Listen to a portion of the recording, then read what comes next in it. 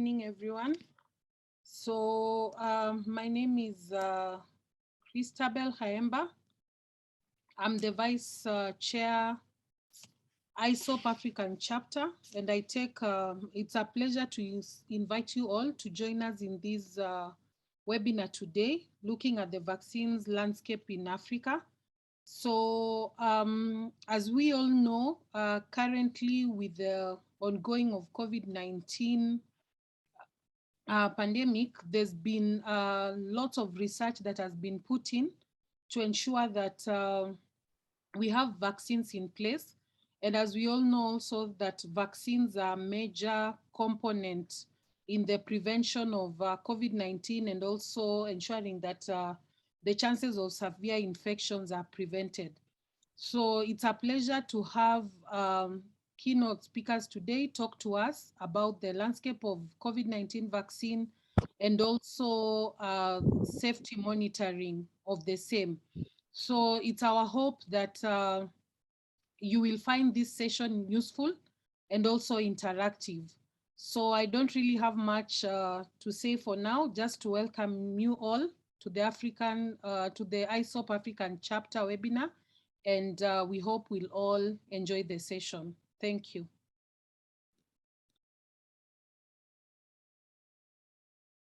Okay, thank you very much, Christabel. We'll invite Gita from the Rabat Center to also then give a remark. And then I'll come in with housekeeping and introduction of speakers. Okay, thank you very much. Thank you for inviting yes, can you hear me? Yes, we can hear you.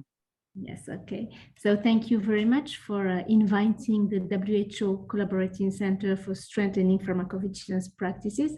So our center is aimed to strengthen and enhance pharmacovigilance capacities for French-speaking African countries and Eastern Mediterranean region, countries of the Eastern Mediterranean region, and also to help in the assessment of pharmacovigilance system. The point is this work on strengthening the pharmacovigilance is today something that is very important with this COVID-19 vaccine. So this surveillance of COVID-19 vaccine should be an opportunity to strengthen, of course, this surveillance, but to strengthen the pharmacovigilance system in all countries. And since the COVID-19 vaccine, we are working on that to put in place and enhance and reinforce the pharmacovigilance system. And I'm sure that this session will help to enhance the pharmacovigilance surveillance of COVID-19 vaccine, but also the system, all pharmacovigilance system. Thank you very much. Huda, there is at least one person who would appreciate to have a transcription, to have also the translation in French. How many? There is one. One. When, yeah, so far one who responded. So it's up to you. And I suggested this person also to activate the transcription in the written transcription in English, if this can help. So the text will appear also in English in writing. It's sometimes it helps. Okay. I also think that maybe the translation can then be done when the presentations are ongoing. Perhaps not everything I said, Gita, to make it easier. We'll probably have more people coming in, but just in case, to make it easier on you, you know, so you do the presentation. The connection. I don't know if it's only us or you also, but we lost the connection. I can hear you all right. Yes, I can hear you as well, yeah. Gita, are you okay? I can hear you all right. Now I can hear you. Okay. Yeah. So I was saying that you can do translation of the presentations rather than everything they said to make it easier for you. So I will just again welcome everybody to today's webinar and just give a broad overview of the objectives of the webinar and then give some housekeeping, and then we invite the speakers to speak. So today's webinar, again, is on enhancing vaccine safety in Africa. And the idea of it is for us to be able to share information, knowledge around what the vaccine landscape in Africa or in NMICs or even globally, what's the vaccine landscape globally, and then look at which of those vaccines would potentially be targeted for Africa. And then, of course, share practical examples and strategies of how, based on the work that we've all been doing individually and collectively, how we can then move from collecting data to using that data that is being collected to inform decision making. We're aware that there are a number of efforts around the continent looking at vaccine safety. There are many ongoing studies that are looking at vaccine safety, and a lot of data is being collected. But to what extent are those data being used to inform decision? So the idea of the webinar is to build that capacity around being able to convert the data that we're very well collecting into evidence that can then inform further action at country level and at clinical level, at country level, and then of course contributing to the global vaccine safety knowledge. And so today we have a number of speakers that will be speaking to us, but primarily one of our key speakers probably might be delayed. We hope he comes, but in the interim, if he doesn't come, we do also have slides to share to give an overview of the vaccine safety. And then we would have Madav from WHO, who will take us through a very interactive session on how countries can move from data collection to use of the data for decision making. Jean-Christophe, you have a hand up? Not me, but it's just to say that there are two people who raised hands. So let me check maybe some. I'm wondering who has. Okay, so allow to talk. So Elizabeth, I'm allowing you to talk.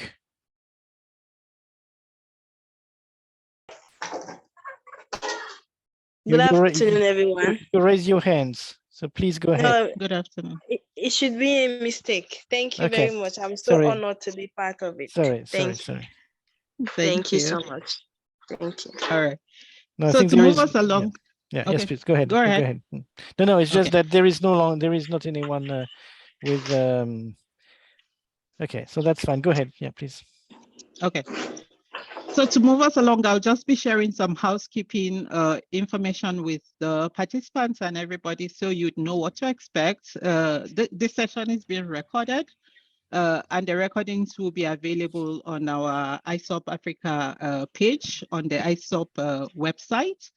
I think that website is probably available only to current members of ISoP, and so that is a call and an encouragement for participants to register to ISoP so then they can access the materials that we will be working on and sharing today.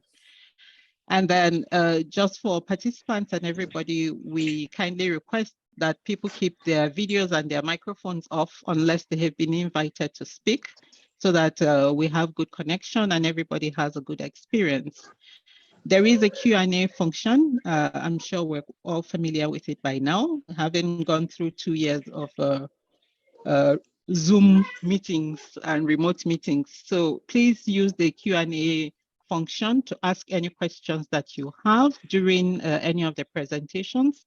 A member of the team will be monitoring the Q&A section page for any questions that will be responded during the Q&A sessions or the discussion sessions that would follow. We have a discussion session, as I just said, at the end of the two presentations.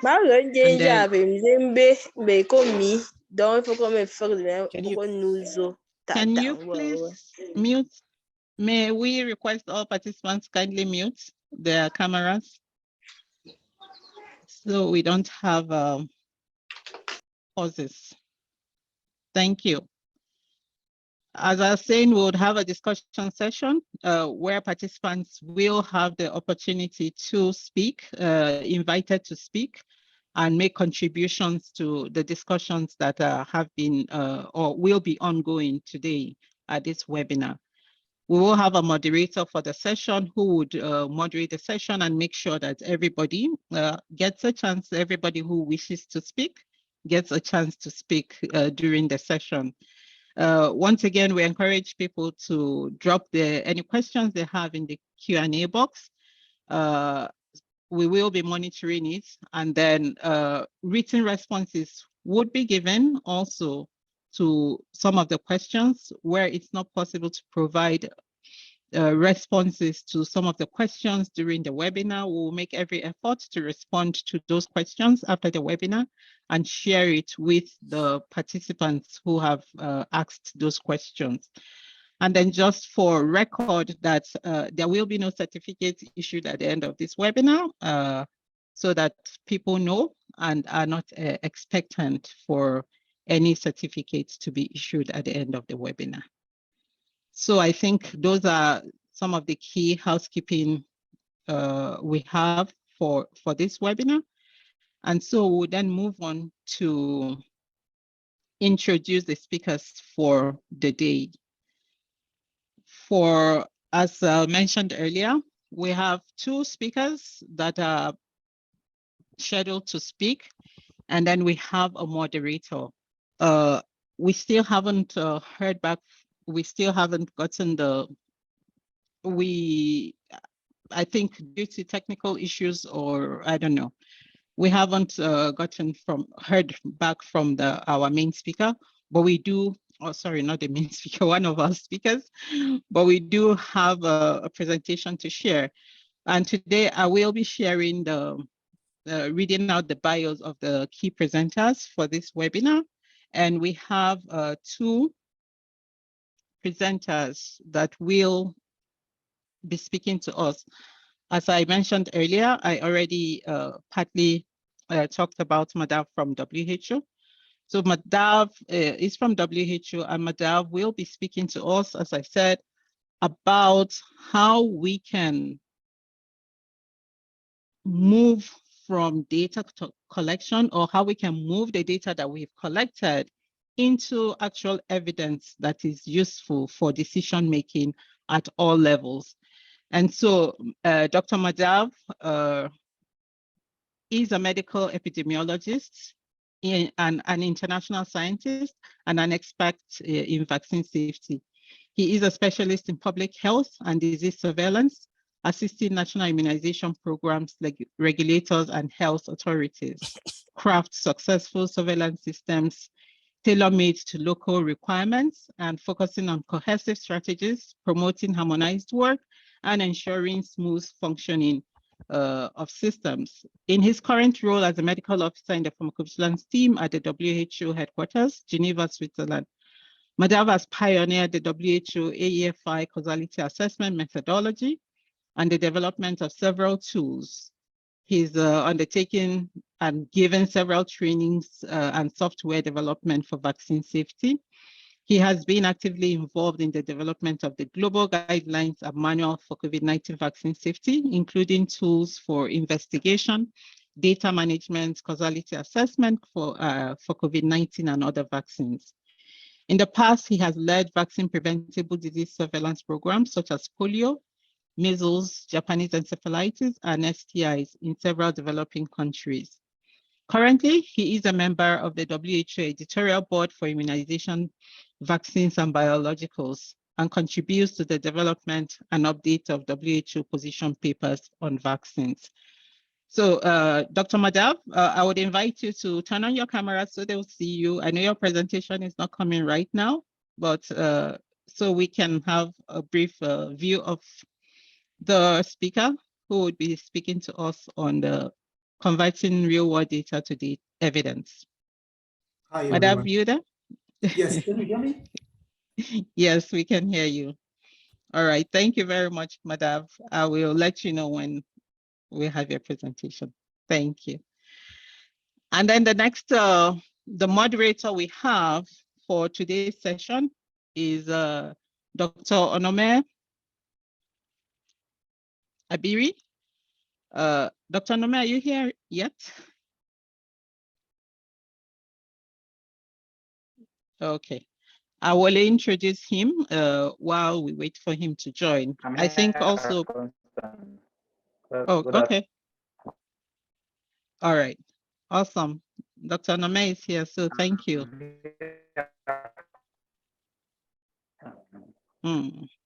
We cannot hear you.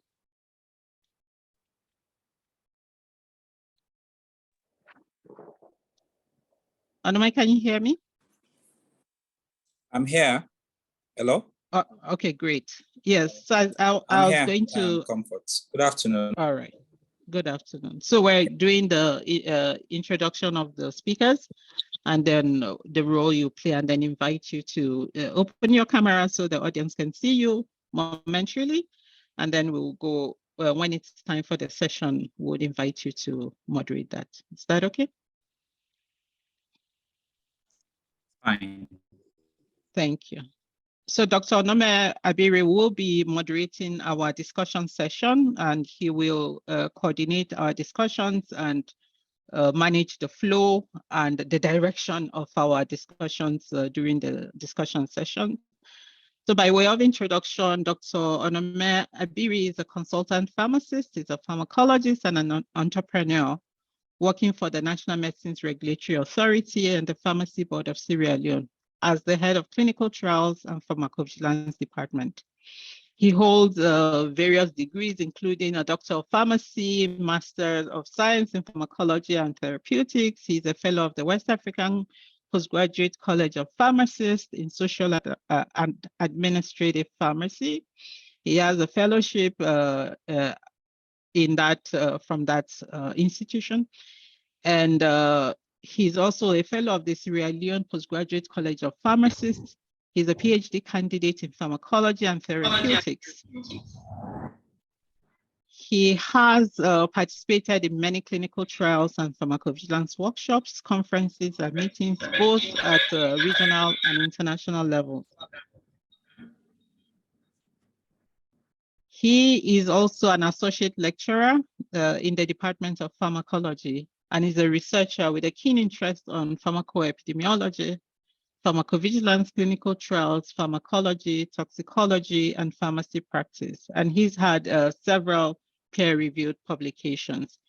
He's a reviewer of the PLOS One Medical Journal and the International Journal of Health Policy and Management. He's an honorary quarterly member of the London Journal Press.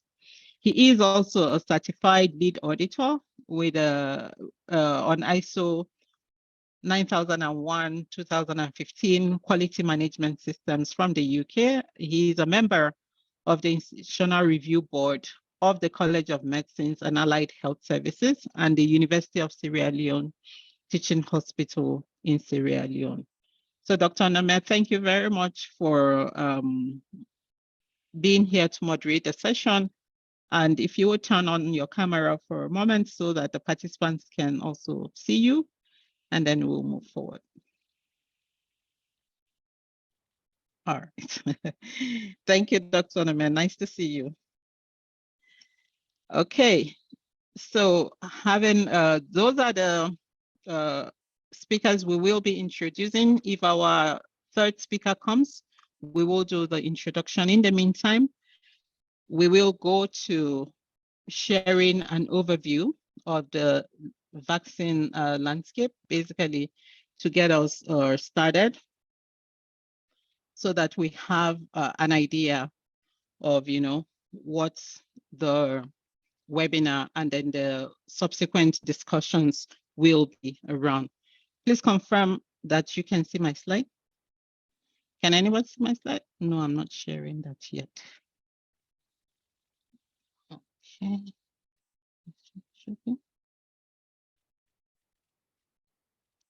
Okay. Jean-Christophe, can you see my slide? Can anyone see my slide? Yes, we can see your slide. Yes, it's perfect. Yeah. Okay, you have the first view. Yep. Overview of vaccine landscape. That's what you see? Yep. Okay, fantastic. Thank you. So I'll be taking us through, again, as I said, the overview of the vaccine landscape. My name is Comfort Ogar. My apologies for not introducing myself better earlier, or at all earlier. So my name is Comfort Ogar. I am the secretary for the ISoP Africa Chapter. And I currently work with the WHO as a consultant, supporting the safety surveillance of the novel oral polio type 2 vaccines, NOPV2, as a global safety expert. And so I'll be taking us through the landscape of vaccines and talking about issues around the safety of vaccines. And advance. Okay. So this is the outline for my presentation. I'll have introductions. We'll talk about new vaccine efforts and the vaccine pipeline, and then the concurrent or exclusive introduction of vaccines in LMICs and the need for safety surveillance. And then we conclude, and there are reference slides there. So by way of introduction, we all know that vaccination is a very simple and safe and effective way of protecting people against harmful diseases. And then history of virulation or immunization dates back to about 200 BC, according to some accounts, depending on what account you're looking at. But the idea is that immunization has had a very long history. And it's in 1872 that Louis Pasteur developed the first laboratory-produced vaccine for fowl cholera in chickens. I just want to do a check with Gita. Should I finish the presentation and then you translate, or should I go a few slides and we pause? Which works best for you, Gita? If I may, Comfort, among the 72 attendees, we have only one who asked for French, and I recommended that you would activate the written transcription, because that would substantially delay the webinar, and I think we'll provide the written translation anyway afterwards. Yeah. Okay.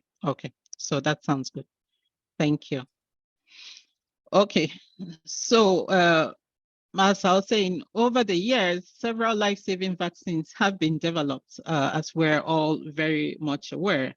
And in 1967, the WHO began the mass vaccination, which was then called the Intensified Smallpox Eradication Program.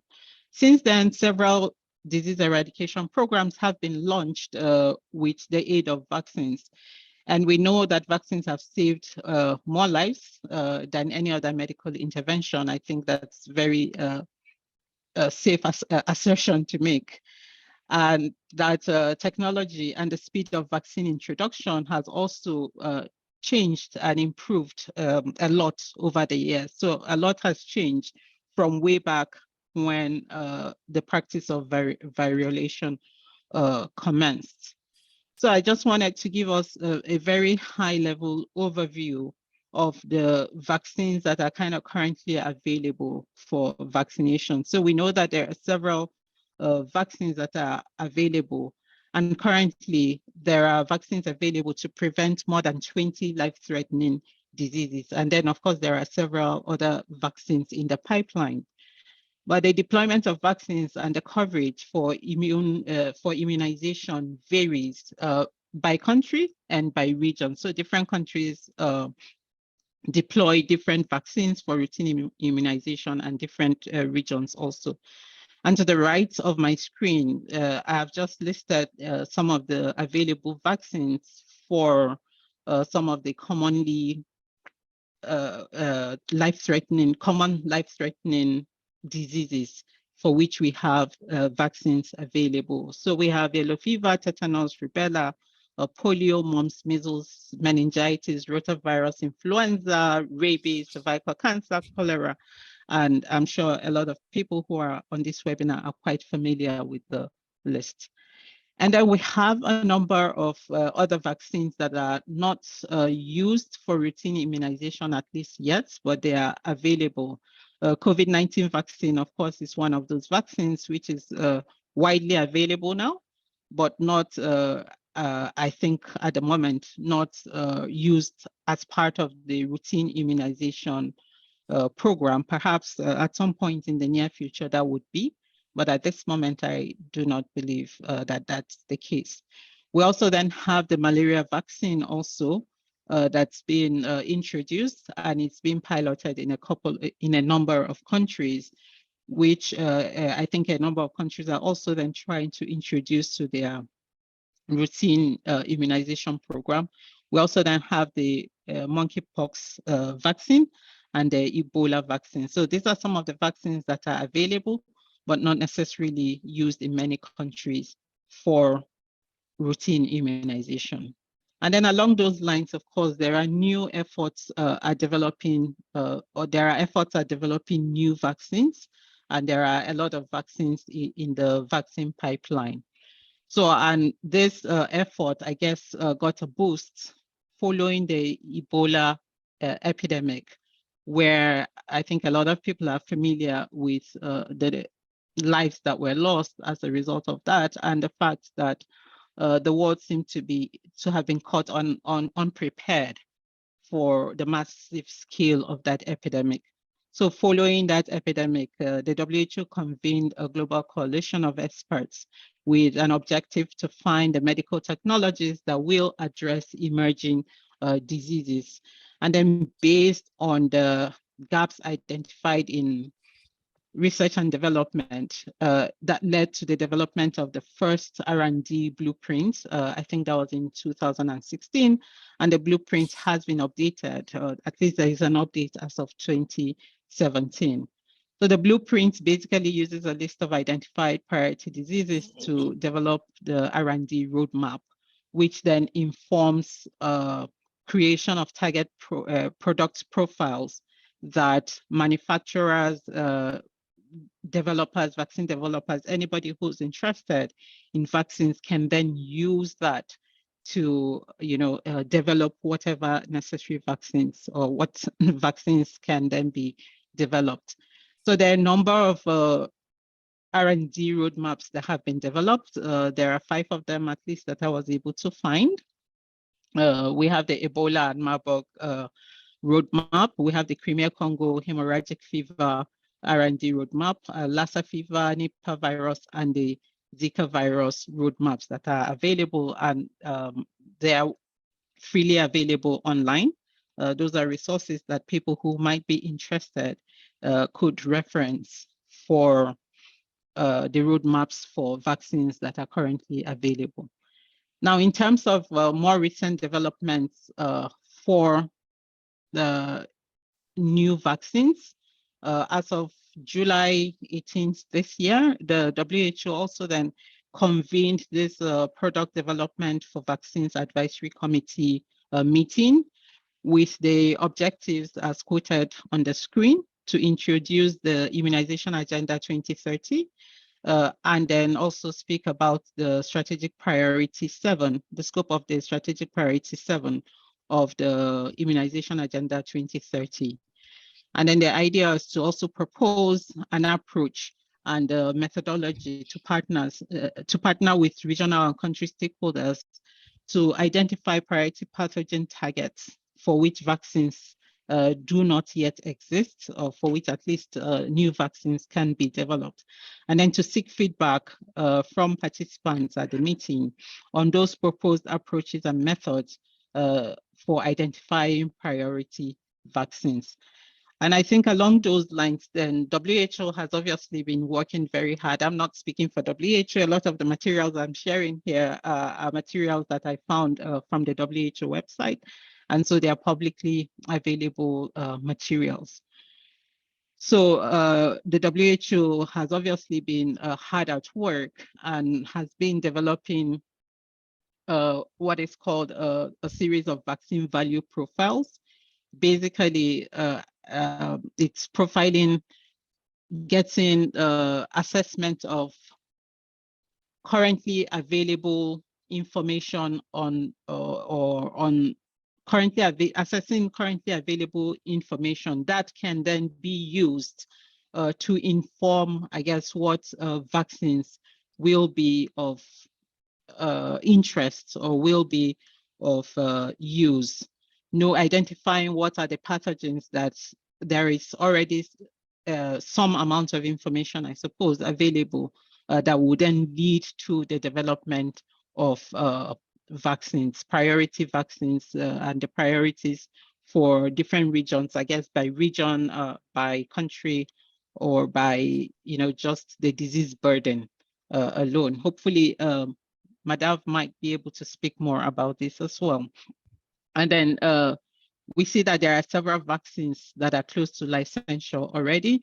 There are quite a number of vaccines that are in the pipeline, and these are some of the priority diseases that have been identified.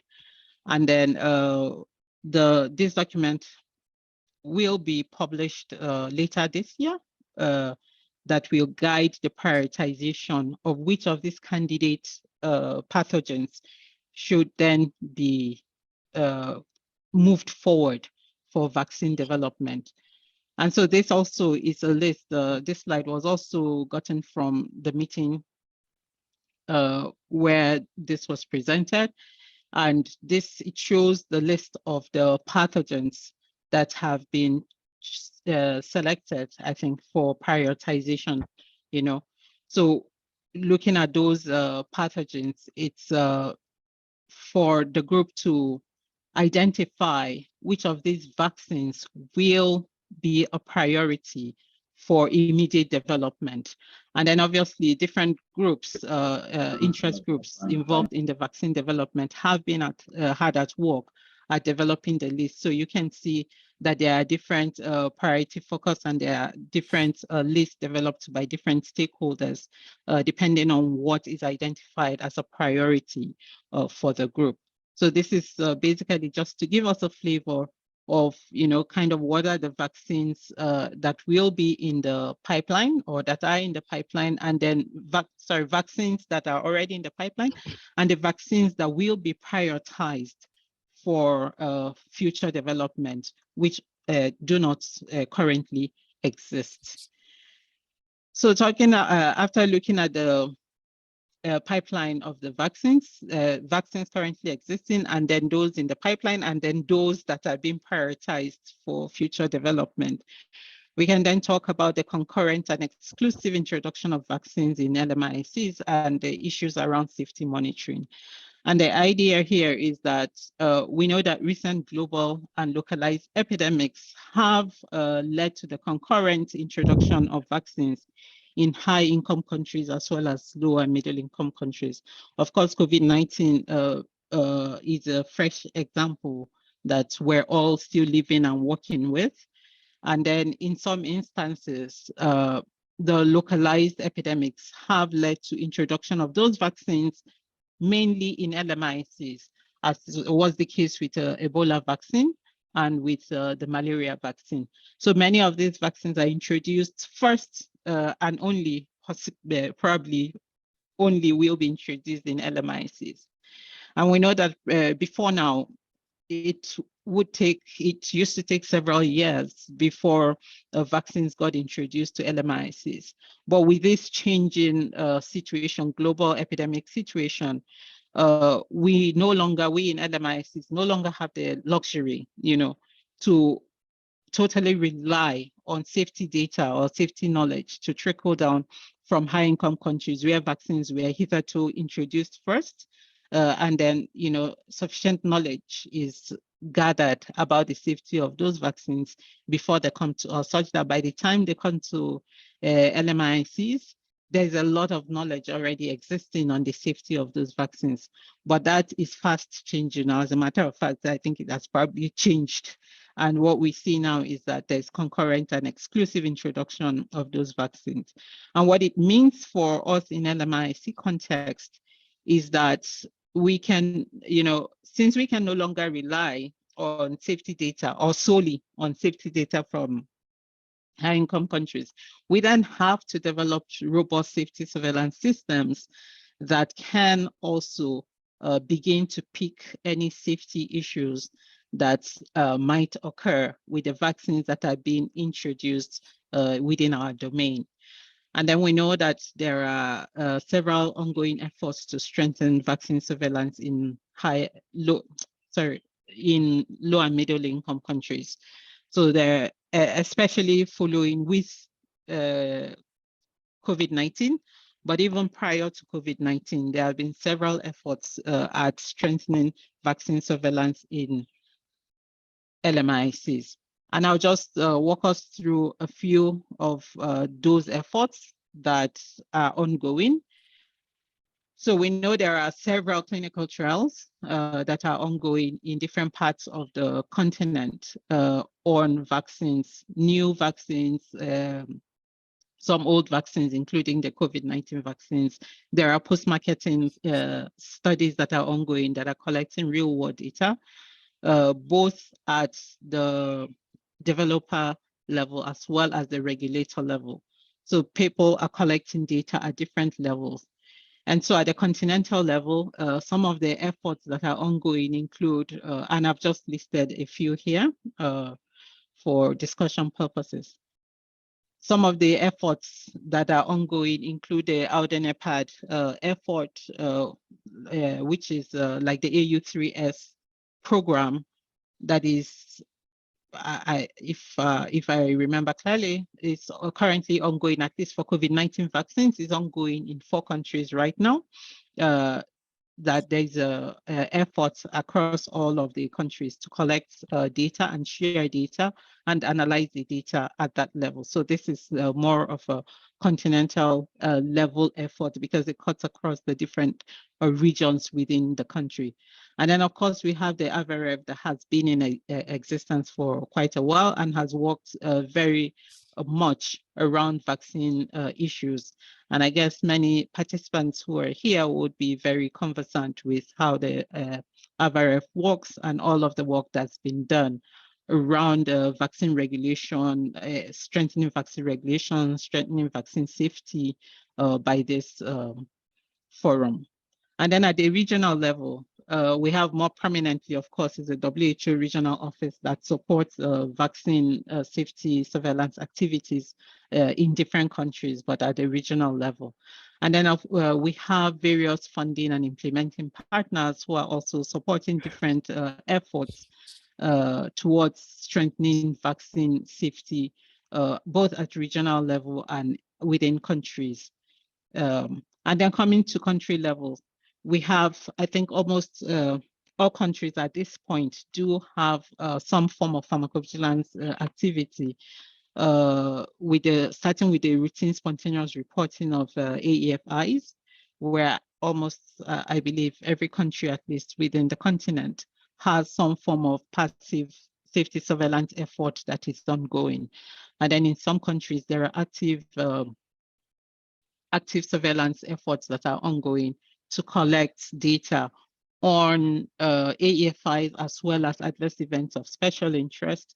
So we have a lot of cohort event monitoring studies going on in different countries. We have some hospital-based sentinel surveillance going on in a number of countries, both looking at different vaccines, COVID-19 vaccines, NOPV2 vaccines, malaria vaccines, different vaccines that are currently available within the region. And so the idea of this is that we do need, with all of these data collection effort that is ongoing, we do need to be able to get to a place where we are not just collecting data, but we're going beyond data collection and then using the data that we're collecting, as I've said several times during this webinar, we're using the data that we're collecting to inform decisions, right? To inform how those vaccines, we know to a very large extent that many of the vaccines at least had a very good level of safety before they were introduced. But we also know as practitioners, healthcare practitioners, as pharmacovigilance people, that we can never take away the need for continuous monitoring because profiles do change, things do change. And so we need to constantly collect that data and then use the data to inform any decision that needs to be made moving forward. So that is basically the overview. And to just conclude, I'm sorry, I can't, some noise in my background.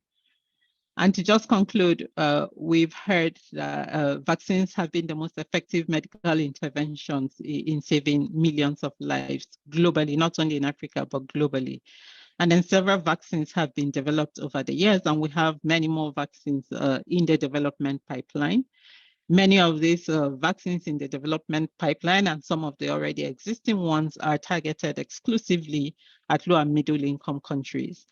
And we know that many of these countries do not have sufficient safety capacity at the moment to monitor the safety of those vaccines. And as a result, we do need robust systems to collect the data on one hand. And then beyond collecting the data, we need capacity, both at individual and institutional level. We need capacity to be able to move the data from just being data to evidence that can then be used to make decisions that are relevant for the population within the continent, and then can also contribute to the global knowledge on the vaccines that we are using within our continent.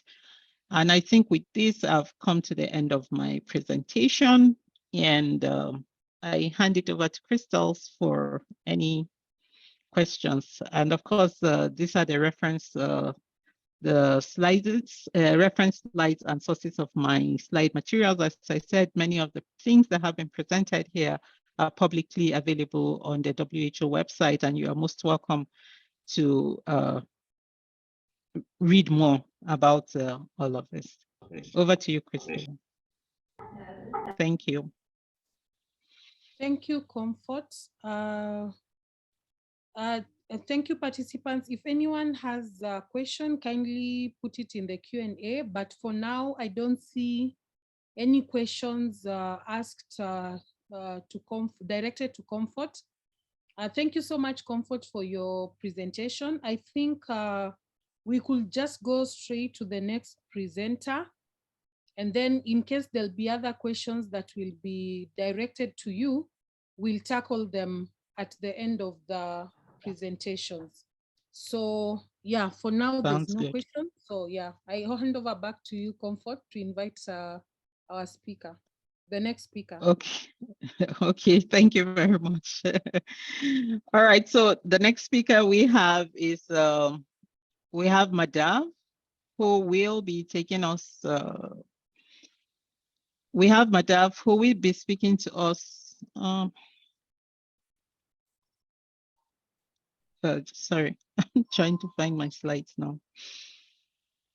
All right, so we have Madav who will be speaking to us on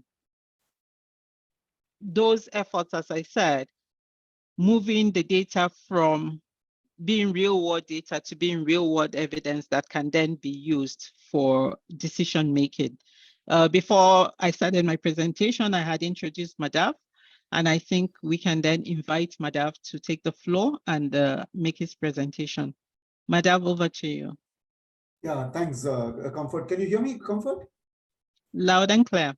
Wonderful. And you can see my slides also, right? Yes. Yes. And you can see the pencil moving as well, right? Okay. Absolutely. Perfect. Okay, that's good, because I want to test whether the animation works. Yeah, first of all, thanks, Comfort, for the introduction, and also thanks very much for actually introducing the topic so beautifully. Because as you said, we need to convert. I think one of the key messages which you just mentioned right now in your talk is actually to convert the real world data to real world evidence, and that is one of the most difficult challenges which we face. And by the way, Comfort, by the way, just feel comfortable in telling me to go slow, okay? Because every time I talk, people complain. They say I talk very fast. So you can always ask me to go slow, no problem. Okay, so what we are going to be doing today is actually we are going to be talking about something very, very interesting, and that is on how do you actually practically convert this raw data to information for action, because this is one of the biggest challenges which we face. I remember, when I was studying in the medical college, one day my professor told me that as you become older, you can't really ask you cannot ask simple questions, because especially when you reach a level of a program manager, it becomes very difficult when somebody asks us simple questions, how do you really answer those? So instead of doing that, so what I'm going to be focusing on, if you look at what I have written here very clearly, I'm actually going to be talking on a very elementary perspective. I'm not really going to be talking at a very high level, right? Because we should be able to answer simple questions. So what we are going to be doing is, we are going to be discussing three things today.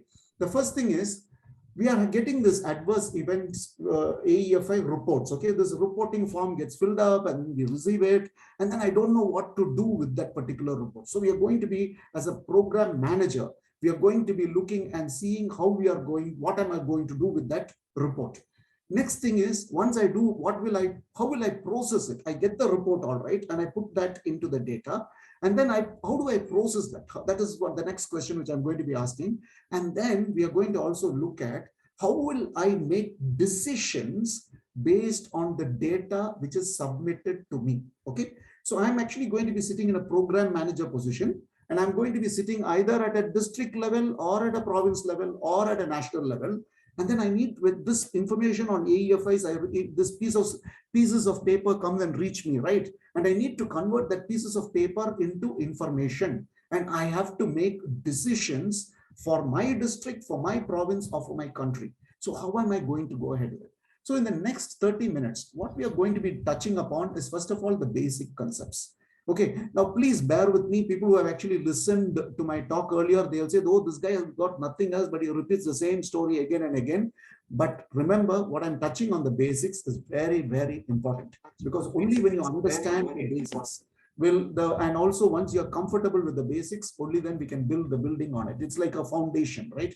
Then we will be talking on understanding the principles. We are not going into the details. We're just going to look at the philosophy behind data collection. What are we looking for? What exactly are we looking for? And the last part of it is going to be a wonderful practical stuff where you and me, sitting in several thousands of kilometers away, we are going to do something together online on the internet. So this is where we are going to go ahead. So let's look at it and enjoy ourselves for the next 30 minutes. So here we are. So first of all, let's look at what is this, understand the basics. Okay, when you look at the basics, we need to understand what is an adverse event. Now, the adverse event which occurs after immunization is a medical event which follows immunization and which does not necessarily have a causal relationship with the usage of the vaccine. Now, the most important words here are does not necessarily have a causal relationship. Now, what is the meaning of the word does not necessarily have a causal relationship? That means a vaccine can cause an event, but we cannot say that it is actually connected to the vaccine unless you are able to prove that connection.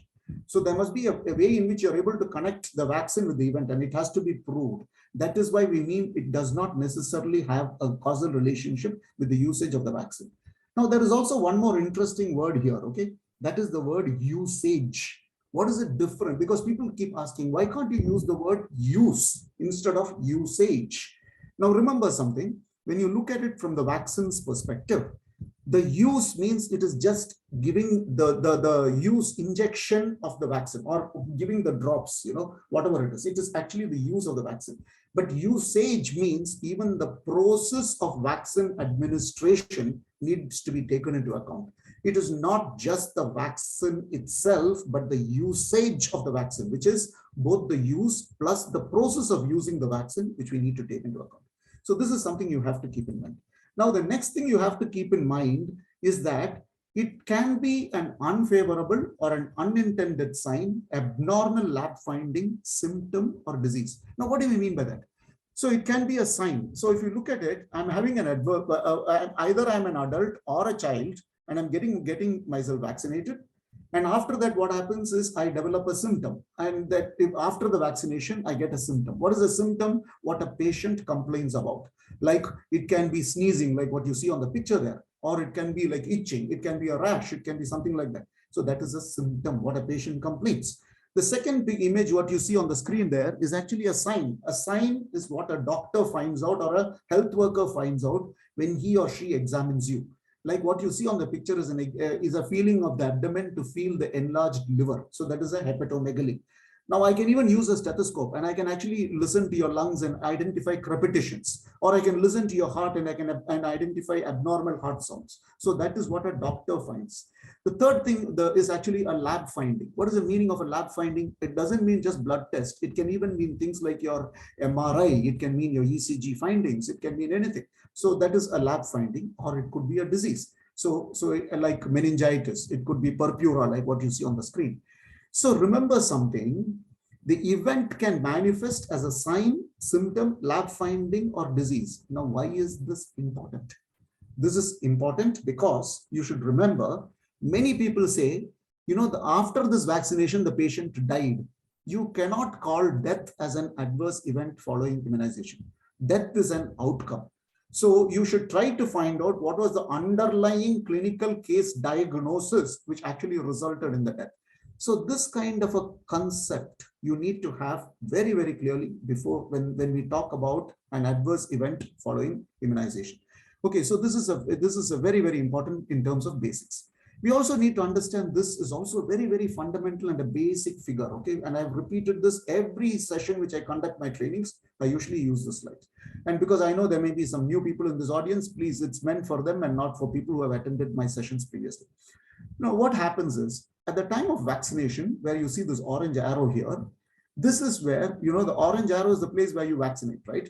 Now, at the time of vaccination, the health worker tells the mom, or the health worker tells you, by the way, this vaccine is actually going to, is being provided to you to protect you against disease, this, whatever it is. I mean, if it's a multivalent vaccine. Now, at the end of the day, the health worker is also expected to tell the recipient or the guardian saying, you know, this vaccine can actually cause these events. Please be prepared for these events. And if these events take place, if it is going to be fever or pain at injection site, don't worry, take a paracetamol, go to sleep. Next tomorrow, 2 days, you will feel drowsy and all that. But by the time you'll feel quite okay. But if you develop a serious problem, like, you know, convulsions or very high fever or something like that, you should be taking yourself for treatment to this particular place. So this is actually the stage of AEFI detection. So the first stage is the stage where the event gets identified. So when the person gets the vaccine and goes back home, there is a stage, or maybe in the health center itself, there may be a stage where the event is identified. That is called the stage of AEFI detection. Now, the stage where this event which is identified is brought to the notice of the health system is called the stage of notification. Okay, so it's brought to the notice of the health system. Now, when it is brought to the notice of the health system, there is either a health worker sitting in the periphery or a nurse who's seeing. Sometimes it could be a pharmacist, sometimes it could be a doctor. Now, what do these people do? Now, these people are involved in reporting this adverse event. Okay. Now, this reporting takes place using a standard reporting form. Now, if you look at the standard reporting form, there are minimum amount of information is collected here. In fact, all the data which is being collected is collected using the standard reporting form. Okay. Now, when you look at the standard reporting form, which WHO has recommended, we say we want to have 25 core variables. Okay, we say that there needs to be at least a minimum of 25 elements.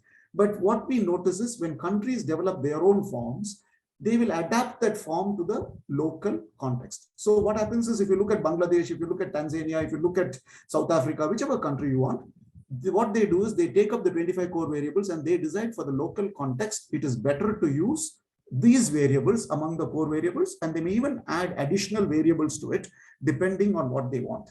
Now remember, this is the most important part of reporting. Okay, this is actually, in terms of when you set up surveillance systems, getting this report with the 25 core variables is one of the most important items you have to collect. So that is the first thing. Then what you do is, when you collect the reporting form, if you look at it very carefully, you're dividing the patients, the event which is collected from by these people, you know, when they fill up the form, the form is then sent to the next level, and then that person there will look into the form and categorize it into two categories. The serious category, which is death, hospitalization, disability, congenital anomaly, and any other medically significant event. So they will be dividing the serious and the non-serious. So anything else, which is like minor pain at injection site, minor fever, all that stuff becomes non-serious. Now you should understand that all serious AEFI cases should be investigated. Now, when you investigate, you are actually using another form. This is actually the AEFI investigation form, which is usually 4 pages, and not only 4 pages, it can even go to 40 pages. Because what is the purpose? When you look at the purpose of reporting, the purpose of reporting is actually to find out 3 things: the time, the place, and the person. When is the event occurring? The place, where is the event occurring, and what is the profile of the person who's affected with the adverse event. So that is the purpose of AEFI reporting. Okay. But when you look at the AEFI investigation, what is the purpose of AEFI investigation? We are trying to get all the details. I want you to underline that word all and put it in capital letters. We are trying to identify all the details so that we can do a causality assessment. We are trying to find out what actually caused the adverse event. Okay. So when you look at the investigation, usually the EPI program and the regulators, usually they sometimes do it together. Sometimes they give it to some external group, and they give it to a committee. Like usually there is a committee at the district level, at the province level, or at the national level, depending on how the country is organized. And what they do is they come and investigate the AEFI case. Now, in each country, the process of reporting and investigation will vary slightly, but one important thing you should remember is you should adjust it to your local requirements. So that is important. The next stage is the stage of data analysis. So when you look at the stage of data analysis, information you collect from the reporting form and the investigation is analyzed, and then what happens is so today we are going to be talking a little bit on this part, and what you as a program manager sitting here will be able to do this analysis. And then all the serious AEFI cases which got investigated, they do a causality assessment, right? So this is what it is. Now, now that we have understood this cycle, which is so important, let us go to the next stage where we will begin with the cycle and understand how this information is converted to data for action. So just like what Comfort told you, you're trying to get the raw data, and then you need to make it into evidence. So how are you going to convert the data, real world data, into real world evidence? This is what we are going to be looking at. So what you need to do is the source of AEFI data is what are we looking at? It is a reporting form. This is what we are just trying to get. So you're looking at the AEFI reporting form. And how do you fill up the reporting form? You will interview the patient, you will interview the parent, you will look at the records and logistics, and you will fill up the reporting form. Then the next stage is a stage of transcription. So using this data, you will complete the reporting form. Then you will then transmit it. After transcription, you will transmit it to the next level of hierarchy. And then here you will also remember, at this point, a decision is made whether it is serious or non-serious. Remember that. And then the data, usually at the district level, or even at the lower or even at higher level, whatever it is, it can be usually put into a database. Electronic databases are available in many countries right now in the world, even in Africa.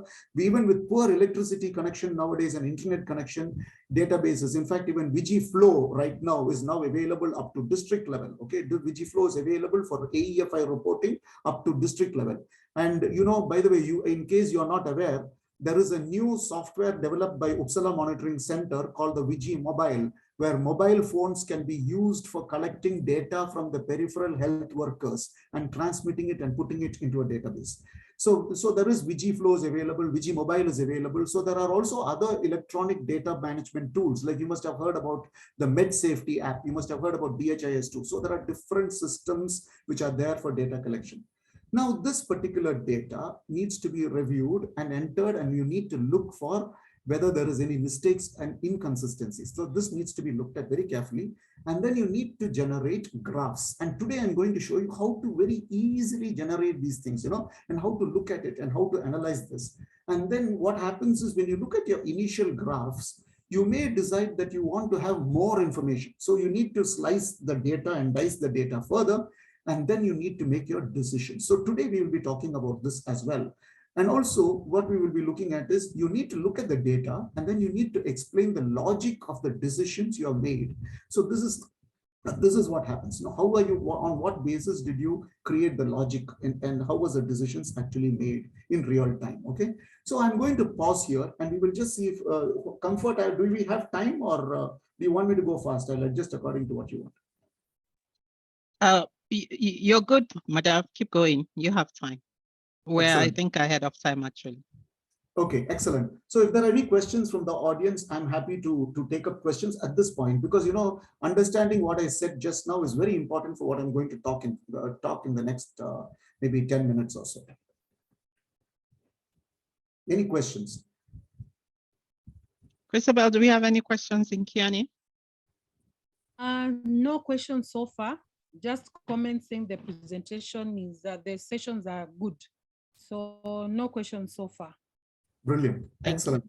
So if you don't have any questions, then I will go ahead. And now remember, I'm entering from comfort zone into a little bit of discomfort zone, because we're going to enter into some kind of a little bit higher level of point of discussion, right?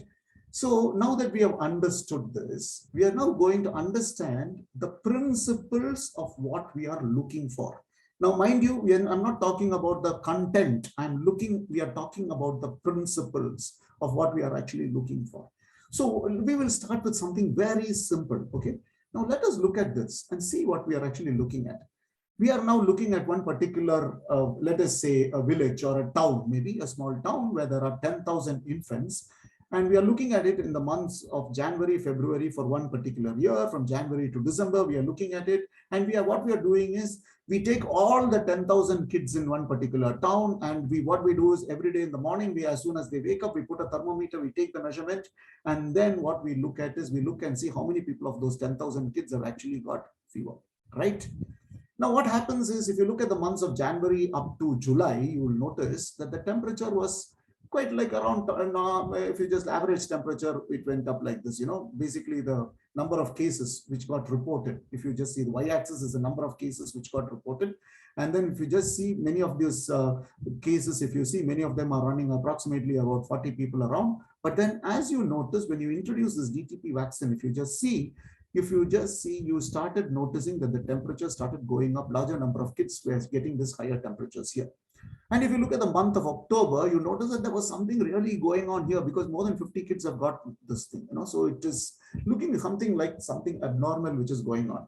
Now let us look at this and look at the details a little bit more. And what we will look at is we will just take this bar, this bar in the month of October, and let us dissect this bar and go into the details a little bit. Okay. So if you look into that particular bar, you can actually divide that bar into 3 categories. The green part of the bar, which was actually there before the vaccine starts, before the vaccination was introduced. Then there is an yellow part, and then there is a red part. And let's look at the details. So when you look at the green part of that bar, I'm going back to the previous slide. I'm going back here. I'm going into this month of October. And when you look at this, the green part of the bar is actually talking about the background rates. Now, what is the meaning of the word background rate? So what is happening is when the vaccine was not introduced into a community, the existing rate of fever, the totally approximately the 40 people who got children who got the fever, so that is actually the background rate. Okay, so that is the background rate. Now, The next thing is the yellow part of it. Now, the yellow part of it is actually what we call as the vaccine reaction rate. Now, when you give the vaccine, I told you, no, in the beginning, during my introductory talk, I told you, you should expect some amount of adverse events. So what you're seeing is as an expected adverse event is actually the part in the yellow part, which is actually the vaccine reaction rate. So this particular vaccine reaction rate, how do we get this vaccine reaction rate? So at the time when the vaccine comes into the market, you know, there is something called the preclinical studies which is done. And after the vaccine enters into the market, sometimes you yourself, the country might decide to do some active surveillance studies, like, you know, cohort event monitoring, sentinel site surveillance and things like that. So what do? You pick up these, identify some special studies, and then you know that this excess one is because of the vaccine which was responsible for this fever. So what we do is, if you can see this stuff here, no, there is a link here. The WHO has brought out what we call as vaccine reaction rate information sheet. So if you go to Google, for instance, you can always type vaccine reaction rate information sheet, and you will be able to get it for most of the vaccines, not all of the vaccines. I think somewhere like they have something like about 20 vaccines. So these vaccine reaction rates information sheets will provide you rates per vaccine. It is also seen inside the package insert of the vaccine. So the package insert of the vaccine, many of them will be able to give you this rate. So this is what we call as an expected rate. Now look at the red part of the bar. This red part of the bar is actually the excess vaccine reaction rate. Now this is where we as program managers need to get worried. Okay. So if it goes, so you're having an observed rate, which is okay to have because that rate occurred because of the vaccine. But when the rate went above a certain number, that is when we should start getting a little bit worried, right? And this is what we are trying to look for here.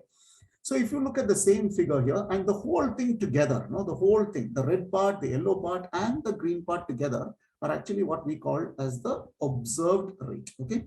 Now, these ones, the yellow part and the red part together are called the vaccine reactions. What is the mean? How do you calculate the vaccine reaction rate?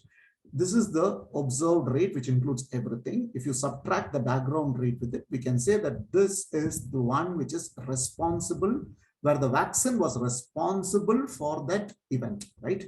So this is what we call as vaccine attributable risk. So this much amount of rate is attributed to the vaccine. Okay, so this is how you try to find it. Now this is once you have understood this particular concept, and if you have put it inside your mind, it is very easy. Life becomes extremely easy for all of you. Okay, so what do we do? Now look at the same picture again. If you see the same picture, if you look at it, it looks like this right now. So what happens is this yellow part of it is actually the known adverse events. And then if you look at it in the month of October, there is excess fever reported. So if I am going to be a program manager, then I need to find out, I need to dig into this particular data and ask them, by the way, why did this happen? Now, and what we are going to learn in the next 15 or 20 minutes is how exactly, if I'm going to be a program manager, how do I identify this and how do I respond to this? Okay, so this is what we're going to be looking at. So, and also how to process this information. First, we will look at how to process this information, and then we will go to how to identify the information, where we will go through a practical step together between you guys and me sitting here. So let's look at this from a practical perspective.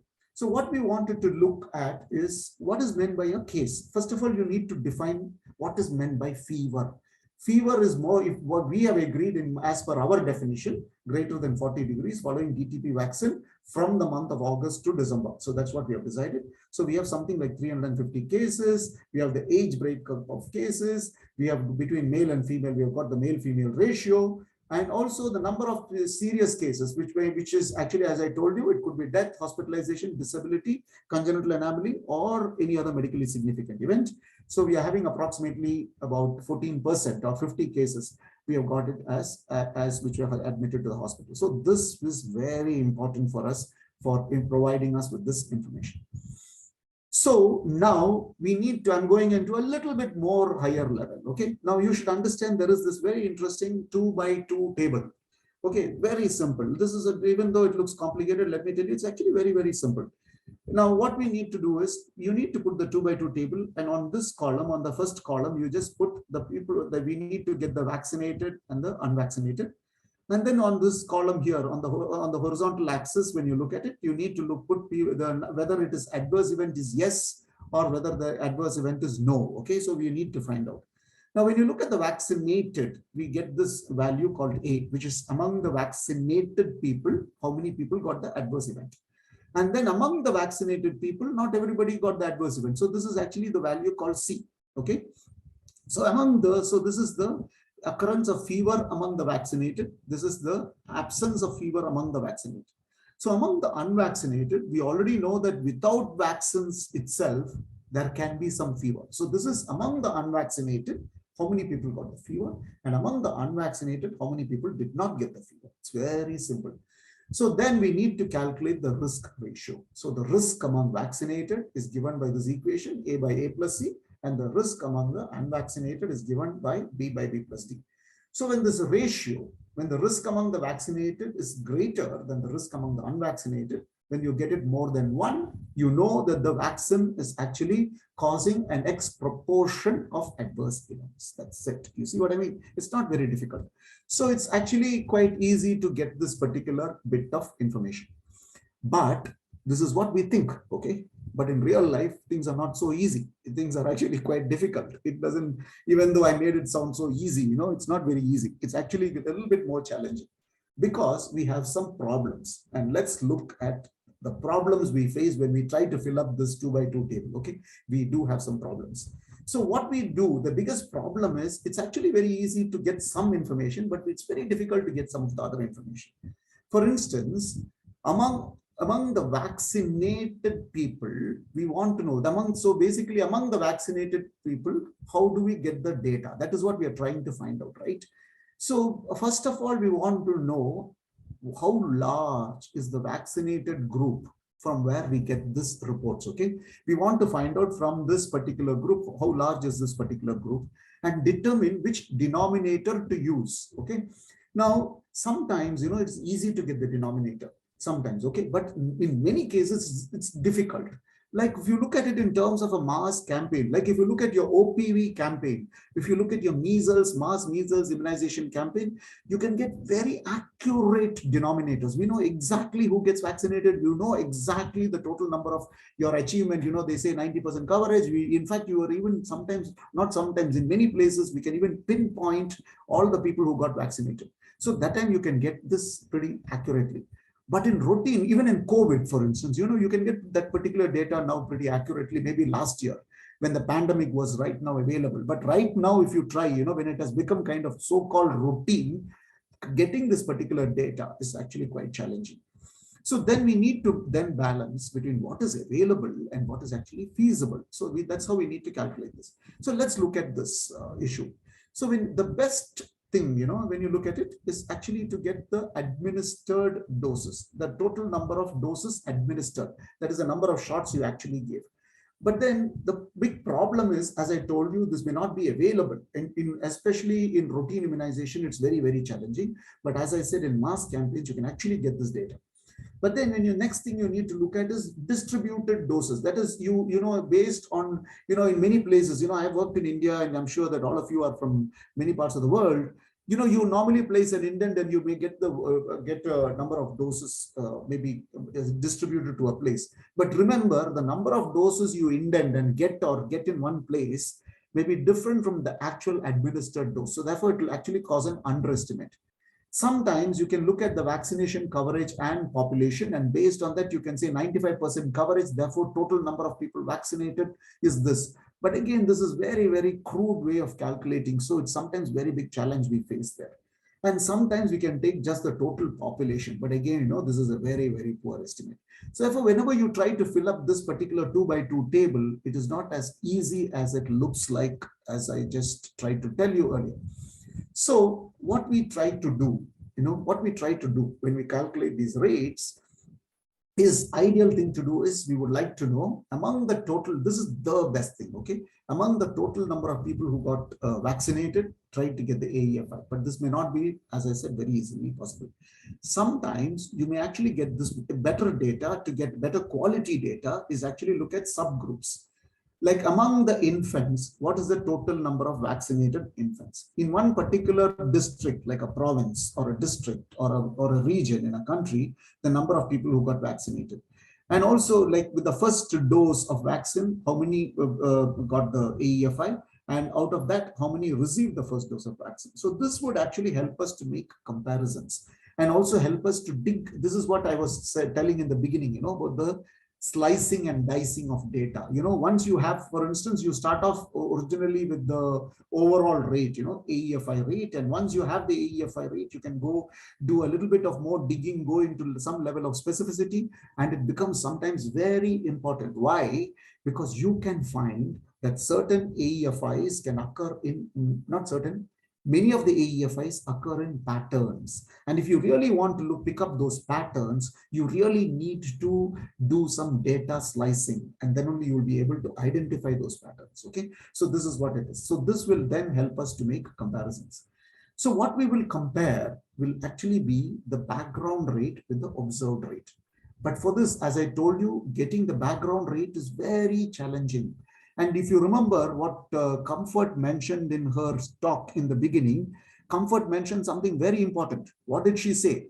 You should remember in Africa, to which this particular talk is directed to. Let me tell you something. Do you know, even we in WHO, we fully depend on Western data for our estimates.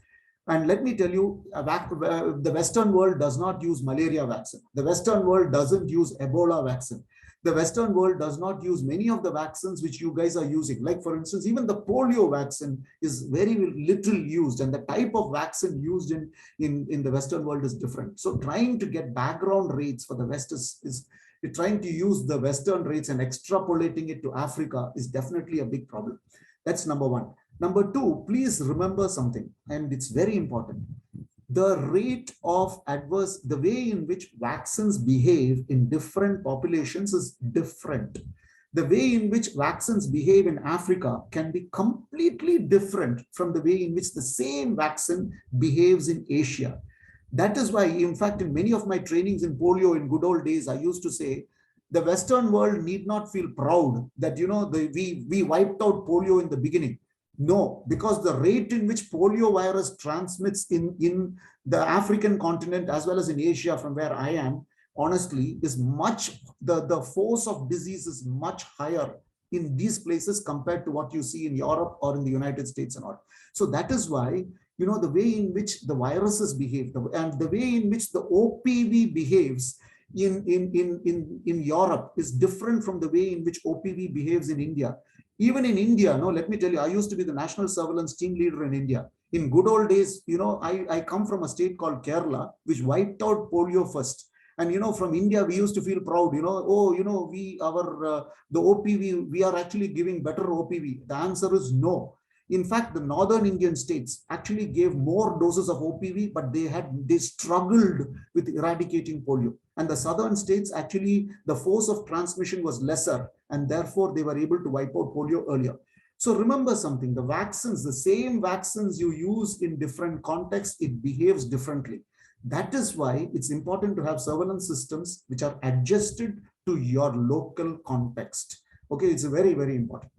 So remember, we need to find out the risk in vaccinated individuals. For this, we need to say if the risk of in the vaccinated individuals is greater compared to unvaccinated, we can say that the vaccine probably causes AEFI, but that needs to be confirmed with some special studies.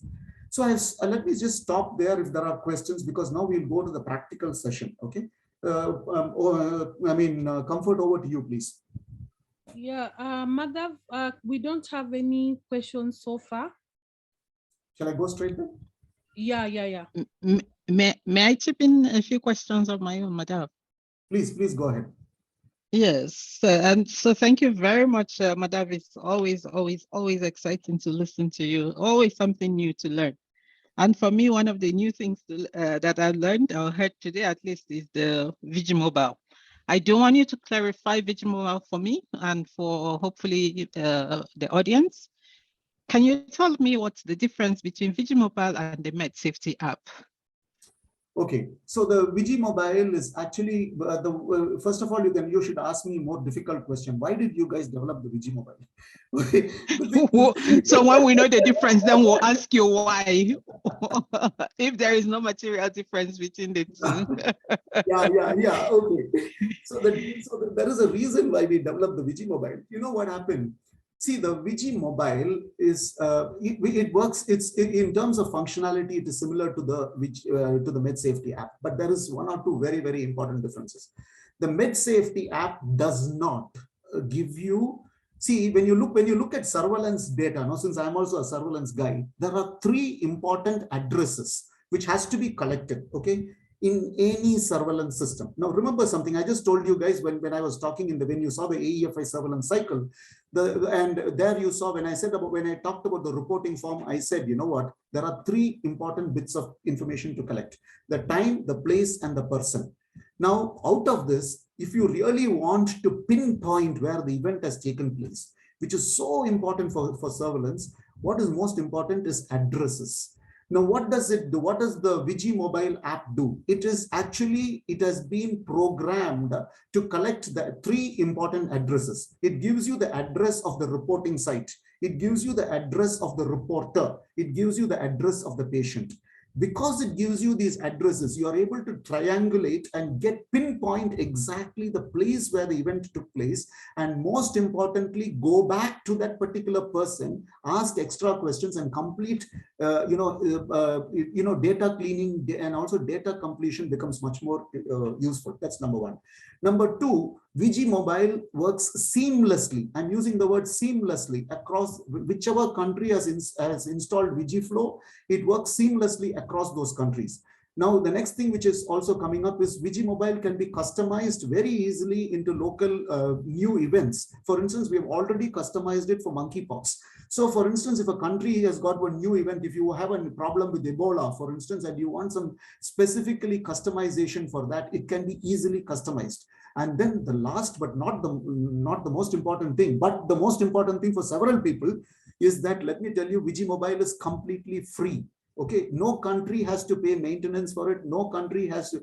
This is one of the big complaints we received from the field, that many countries have been asked to use certain software, and over a period of time it starts incurring costs, and then the country is not able to maintain that particular cost.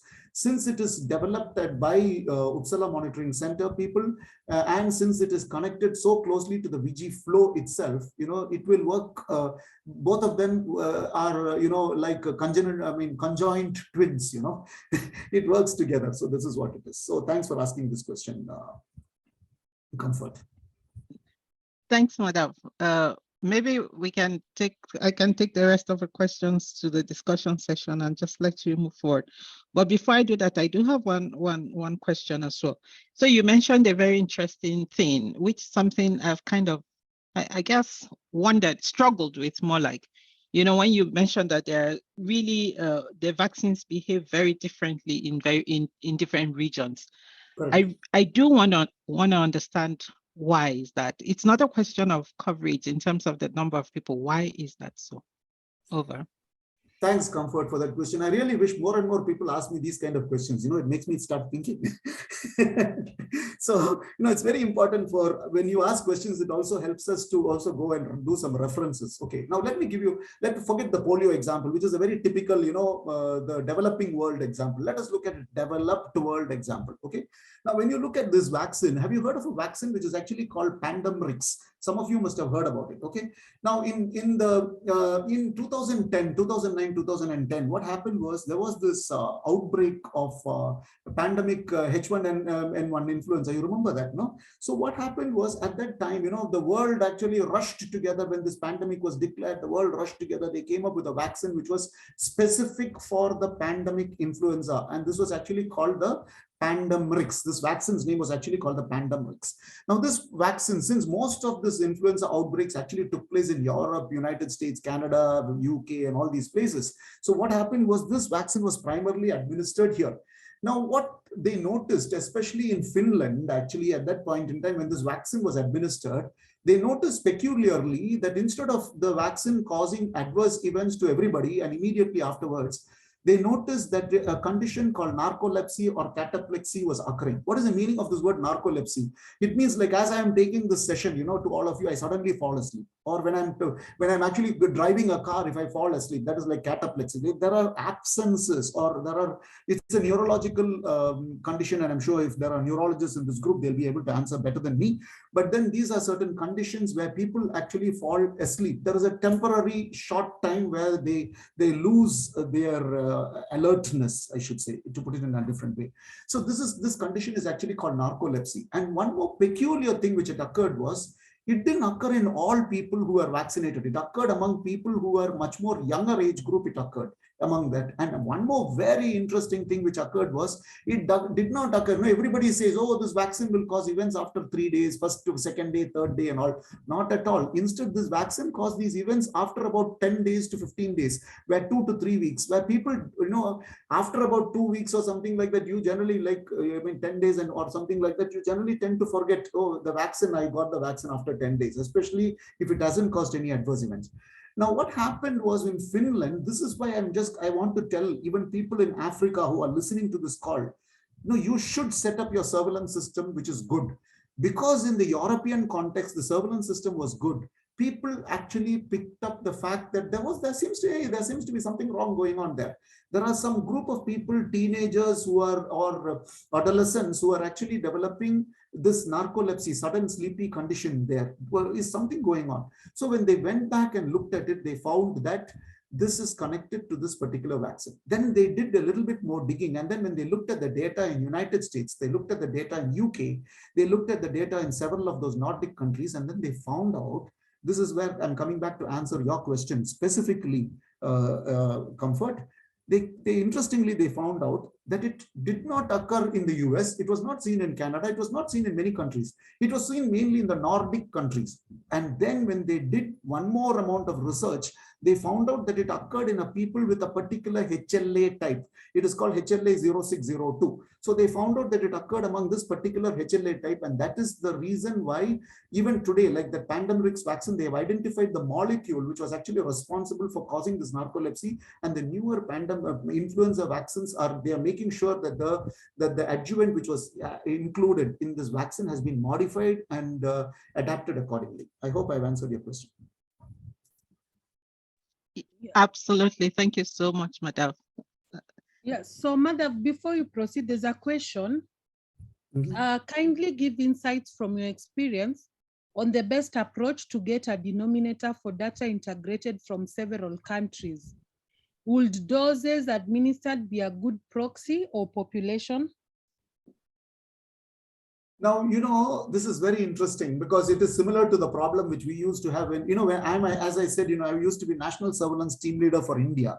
And and at that time, when you work in India, we have this population of about in those days when I was working there, it used to be 1.2 billion.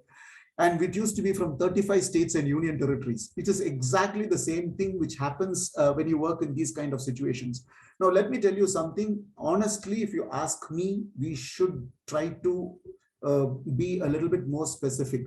In the sense you try to divide those provinces and districts, countries, and try to get the countries, trying to get an integrated data from different countries. To be very honest, unless the countries are having a similar profile, it becomes very difficult to generalize. Now, even then, let me give you a typical example. Since I'm originally from India, in India, we have 35 states and union territories. And let me tell you something, that it is not homogeneous. Even, for instance, culturally, even by things like what food we eat, what kind of clothes we wear, what kind of festivals we celebrate, whether it is going to be summer, winter, and all those things are so heterogeneous in countries, it's very difficult to make those comparisons. Therefore, I would say that we should as far as possible, try to segregate, especially if it is country-wise data, we should try to segregate and then look at the data. And even within the country, if you think that there are certain ethnic groups, if you think that there are certain patterns in which people are there, you should try to see if there is going to be anything unique which is occurring in certain sections of the population. And that's what we are trying to do in surveillance. That is exactly what we are trying to do in surveillance. Right? So so it also answers that second question. I think my question, if I may clarify, since surveillance, we have a question from Foswa Elaho. Can I simply imply that no vaccine AEFI can be generalized to the general population? The answer is yes. It is difficult, except maybe the common conditions. Like if you just look at what comes in the package insert, also is dependent on the population in which the vaccine manufacturer conducted the clinical trials. It does not mean that the vaccine will behave exactly the same way in the population in which it is actually administered. So keep that in mind. Okay, so back to you, Comfort. Any questions? No, I think you may proceed. Thank you. Thanks a lot. Okay, so here we are coming across this very interesting session.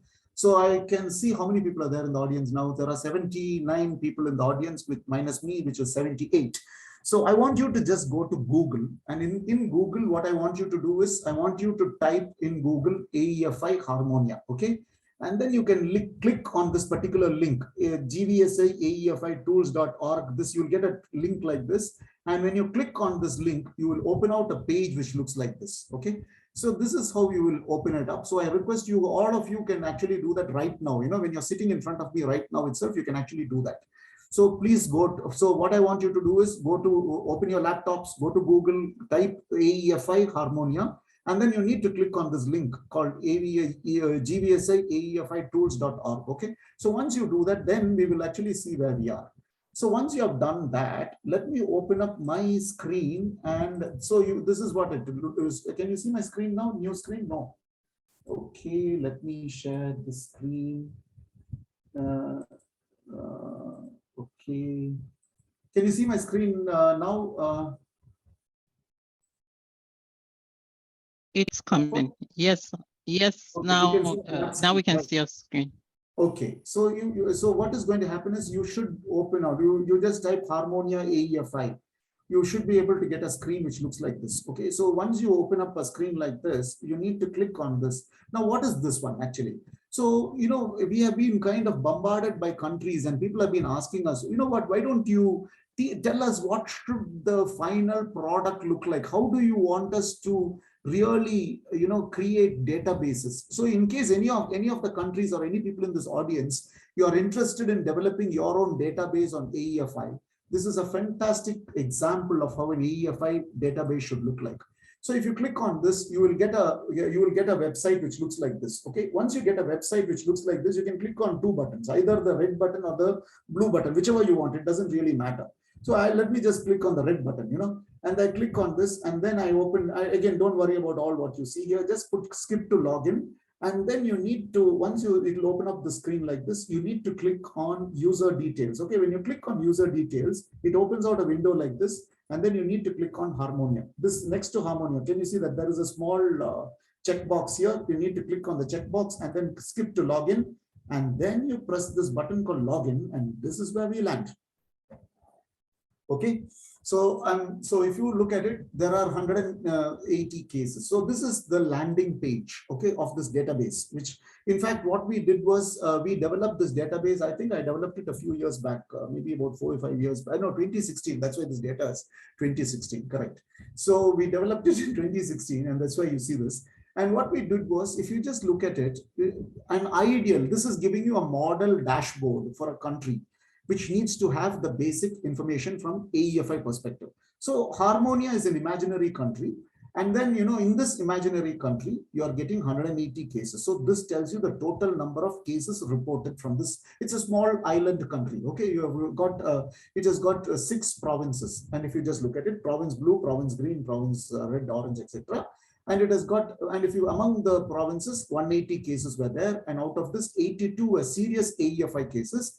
And among this 82 serious AEFI, 65 were hospitalized and there were 8 deaths. So the landing dashboard, if I am a program manager, I need to look at this data and I need to say, oh, by the way, in my country, I'm really having this much of a problem. So then what I need to know is I need to know which province reported the highest. So if you see, there is province Orange has reported highest. It has reported 40 cases. Which has reported lowest? Province Steel has reported lowest. Then I need to ask myself this question: why is this province Orange reporting more cases? Why is province Steel reporting so low cases? Is it because this fellow here does not know what to report? And is it because this guy is genuinely having real cases, or is he faking some cases, or is there some major problem going on? Or is this fellow reporting only serious AEFI cases and this fellow is reporting all AEFI cases? You understand? So when I start looking at this data, the data is trying to tell me a story. And what am I trying to do? I'm trying to interpret what is that story which this data is trying to tell me. My mind is trying to process this and trying to find out what is that story the data is trying to tell me. So I noticed that out of this 180 cases, most of these cases occurred in the month of August, right? It occurred in the month of August, and most of those cases occurred with DTP vaccine, less with OPV, MR, MMR, and I know which vaccines have actually caused these events. But I also know that the number of adverse events, many of them are actually other, but then you also notice there are things like fever. And again, you notice there's a peculiar thing here. Out of this 180 cases, the events are actually higher, 237 events. Is it normal? The answer is yes. Why? Because one case can report several adverse events. Therefore, it is kind of normal. So there's nothing to worry about. So this is the amount of information I have. So when I look at this, I really need to look at this and see if there is a pattern emerging. And what will I do? If I see that there is a spike in 1 month, or if there is a low incidence in one particular month, like 9 cases here, 24 cases here, I need to ask myself, was there an immunization campaign which took place here? Was it because, it was festival and nobody took any vaccination here, which caused this drop in the month of October?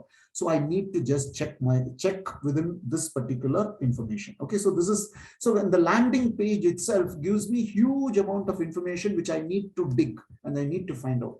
Then we need to look at the type of vaccines which are administered. I really need to look at it one by one and see which vaccine. Actually, if you see, I'm not very worried, because this one is kind of, the pentavalent vaccine, especially if this is acellular pentavalent vaccine, so you are expecting lesser cases.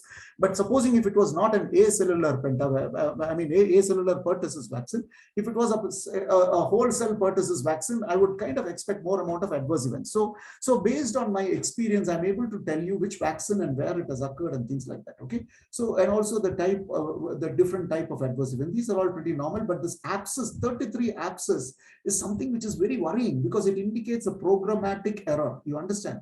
And if 33 abscess out of the 180 cases has occurred, it's something which I have to be worried about, which means I have to go to identify in which provinces these abscess occurred, and I need to build the capacity, or it may be because the technique of vaccination is incorrect.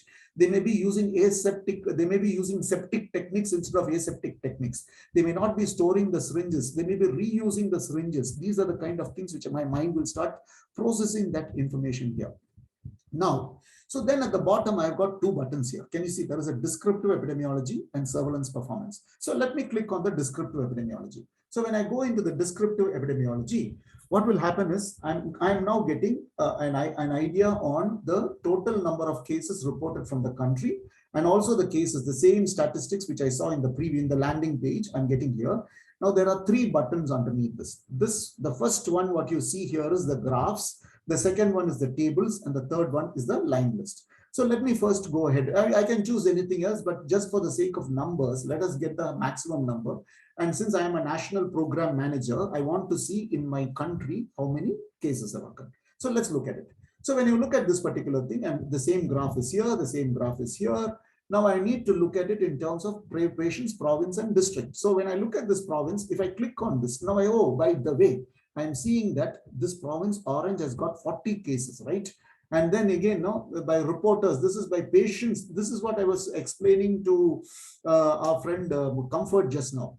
This is so important, trying to pinpoint these addresses are very important, because just see what I'm going to do. If I click on this, I'm able to tell which districts are affected. So if I go back, I'm able to tell which provinces are affected. So in this 40 cases, can I get a breakup of 40 cases? Yes. If you see, I notice that Orchid district in province Orange has got a problem. And if it has got a problem there, then I need to really dig and find out what really happened. So if I am sitting as a program manager, I will look at the reporting forms which came from Orchid district, and I will try to find out the clinical case diagnosis from Orchid district. And if there is something which I find very alarming, I will contact that district EPI program manager and I will ask him some very difficult questions. So the same thing, when you look at the smaller provinces like this 23, province Teal, if you see, okay, again, you notice that cardamom, cinnamon, and pepper, they have all reported fairly well, which is nothing to worry about. So these are the kind of data which I'll be analyzing. Then I look at the sex breakup of cases. I look at the age breakup of cases by seriousness and also by outcome, and when you look at it among the outcome, how many have died, I need to see. And what I will do is the data among the deaths which have occurred, how many people died and what is the reason for deaths. So I'm likely to, when I do a line list data analysis, I will try to pull out these 4 deaths and see what actually have happened. Whether the autopsy was conducted, investigation was planned, investigation was done, whether the data quality was very good in terms of completeness of data entry, and then all the time intervals, etc. I would also like to know the different types of, this one you saw in the landing page also here. And then you would also like to know the different types of vaccines by AEFI, by the different type of vaccines which have occurred. You want to know this, the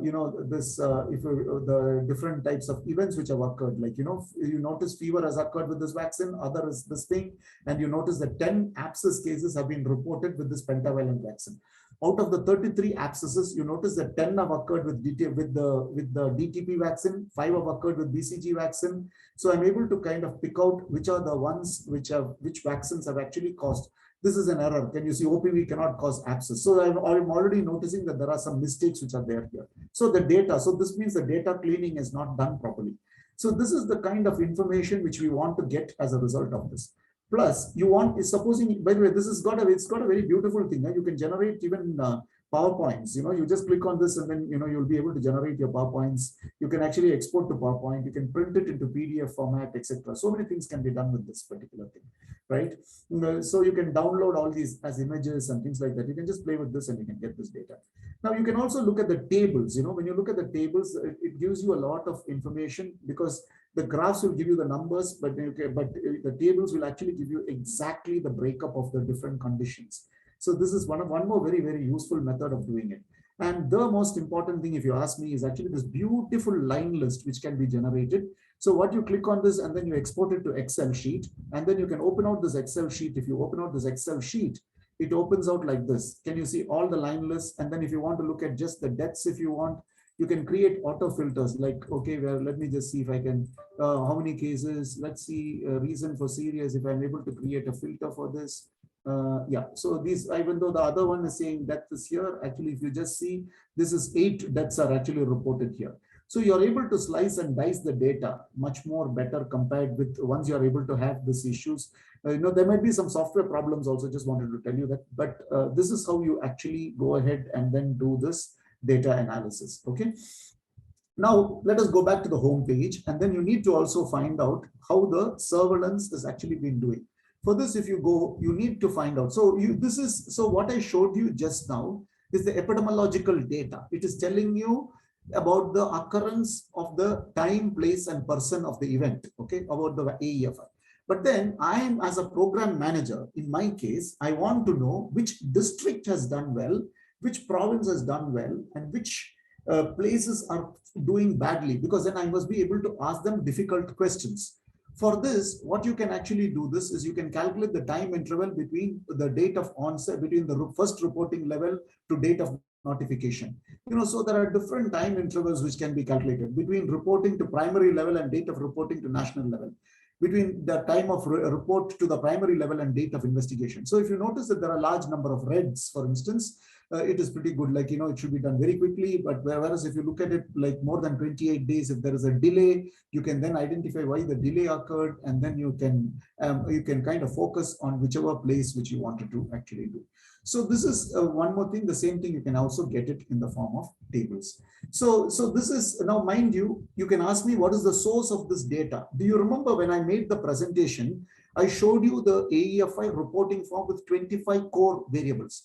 If you put the data from the 25 core variables into a software, this data, what you just saw now, is what you will get. I repeat what I said.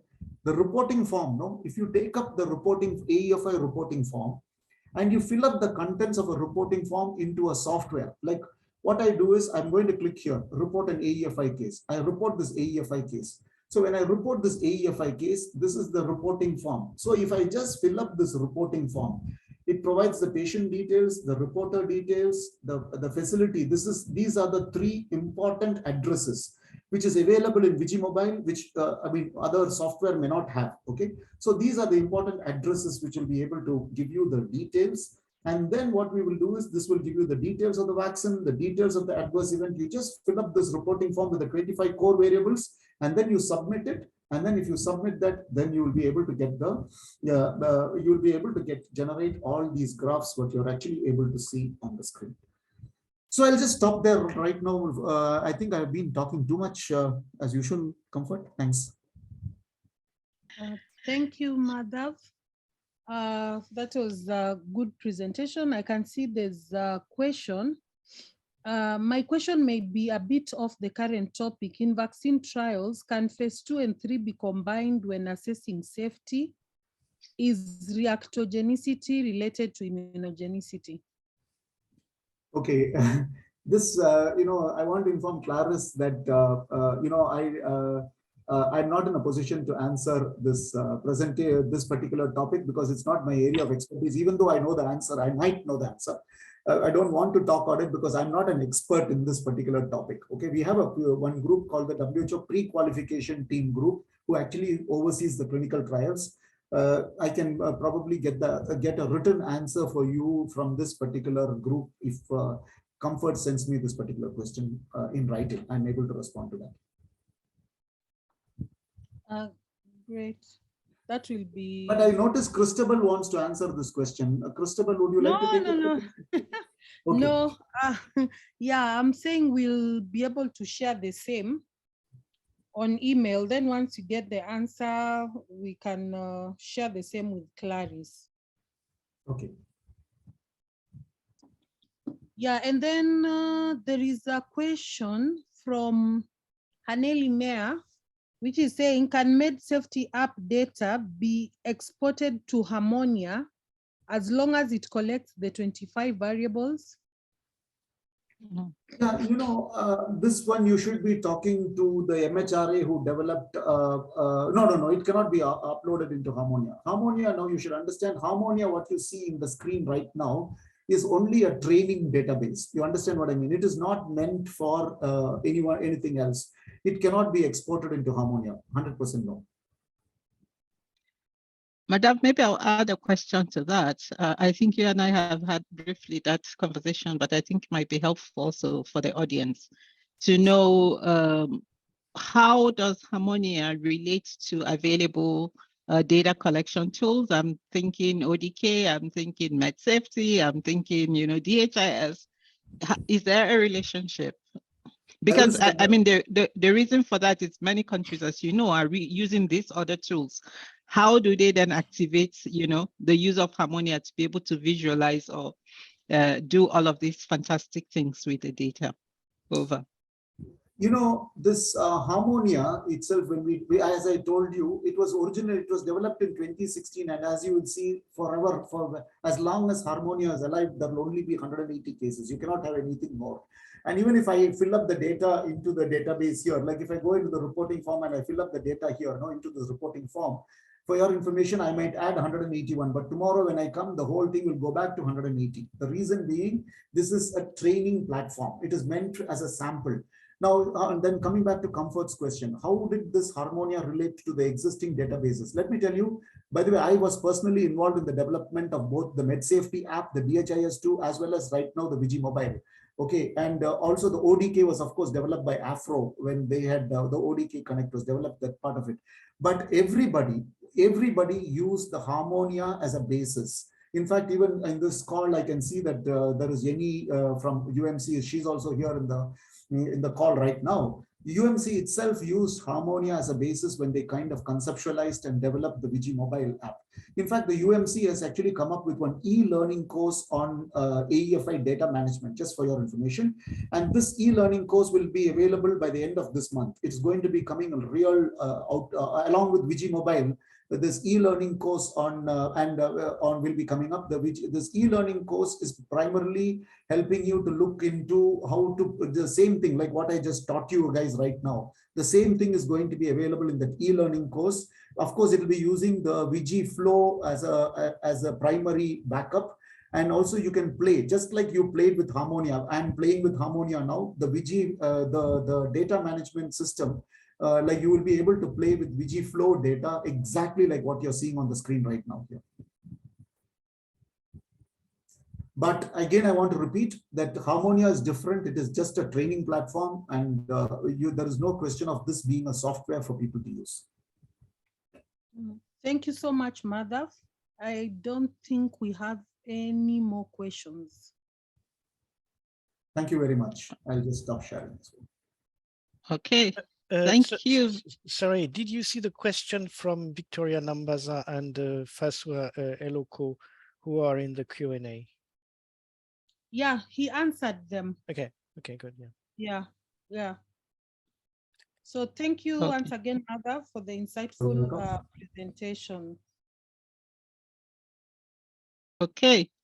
Thank you very much, Madhav, for this very, very, very helpful session and giving us very practical ways of how we can handle the data. I believe the session has been very informative and very helpful. Next on the agenda, and thank you, Christabel, for coordinating the Q&A. It was very fantastic. And thank you to the audience for the questions. I think next on the agenda, we do have time for 10 minutes break. I don't know if it's helpful to check the pulse of the audience, if we should take the break or fire through so that we can have an early finish. Jean-Christophe, is there a way to check the pulse of the audience, or should we just go for the break? Well, I think it's reasonable to have a break because it's known that after such a while the attention diminishes. So I would suggest a 10-minute breaks. Yeah. Okay, fantastic. So I think we've been sitting down. We reconvene. Yeah, it's very, very, very good webinar so far. Thank you. Okay. So thank you. We will have 10 minutes. Actually, it should probably be 8 so that we can resume at the top of the hour. Yeah, exactly. Whatever hour it is your time. So that we can then move on to the discussion session, which will be coordinated by Onome, and we'll try as much as possible to keep it brief. But of course, we welcome participants' thoughts on all of the things that we've presented and more during that session. Yeah, so, if I may suggest, if Mr. Bakan could also provide, although he responded verbally, but I think it would be great if he could provide a short answer, a written answer to the questions, the 3 last questions which are on the Q&A, if possible.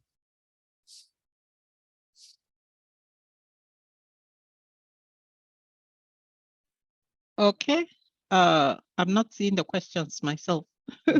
Okay. Yeah, I'm not seeing the questions.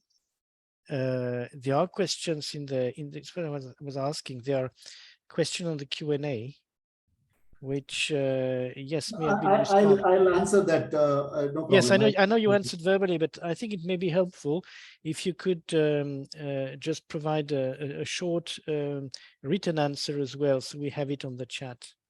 We have it on the Q&A. That would be just a summary response. that No problem. people can read. So John Christophe, I don't know what's happening. It seems Denise Richard says that she's not able to see the questions. I don't know if other participants are also not seeing the Q&A. Yeah, we have a problem with the chat, and I understand now what happened, but I cannot change it at this stage. So we are using the Q&A. So in principle, yeah, actually, it's on the Q&A. Yeah. Yeah, so Richard is saying that she can't see the questions at all on the Q&A because she was asking, and I told her the questions are there. And the previous questions, because once questions are answered, they'll go to the different tab for answered questions. But she's saying she can't see anything. So you mean even on the answered questions? The audience That's cannot what she's see. saying. Okay, I'm going to explore that. So you said that the audience cannot see the Q&A. And it's only Richard, because the others are saying, I can see Dorothy has said that she can see the question. It's the chat that is disabled, which John Christophe had said earlier. But on the Q&A, she should have been able to see questions. But yeah, but you know, that's strange because I have two computers, including one which is exactly in the situation of a participant. Yes, and then I see the Q&A. That's yeah, I don't know why. Yeah, maybe it's your settings, Denise, because I can see. I'm trying to explore. I'm going to explore that. Yeah. Okay. All right. So then maybe he can log off and try to log back in. Maybe sometimes. Yeah. Okay. Because I can see them all right, and he says he can't see not even the answered questions. So yeah. Comfort, I'm already answering those questions, so it's okay. Okay, thank you. Yeah. Great. Okay. All right. So the break is already on. We'll be back in 4 minutes. Yeah, thank you. Thank you.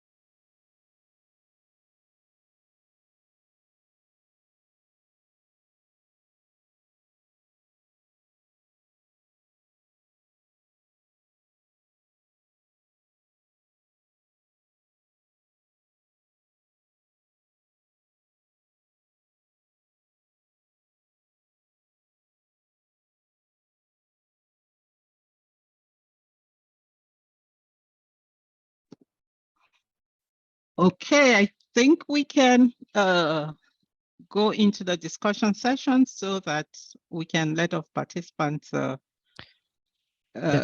go early.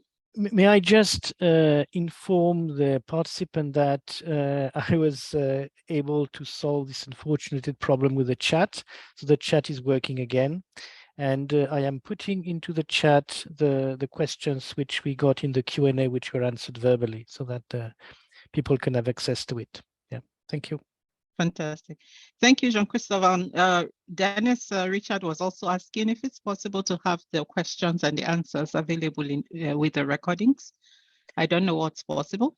The recording will be available. The verbal recording will be available. It will actually be we'll have a full recording, exactly what you got live, and yes, this will be available. So I will transfer you the file, and you will. Okay, and it will and be they can see the questions and the answers and the chats and all.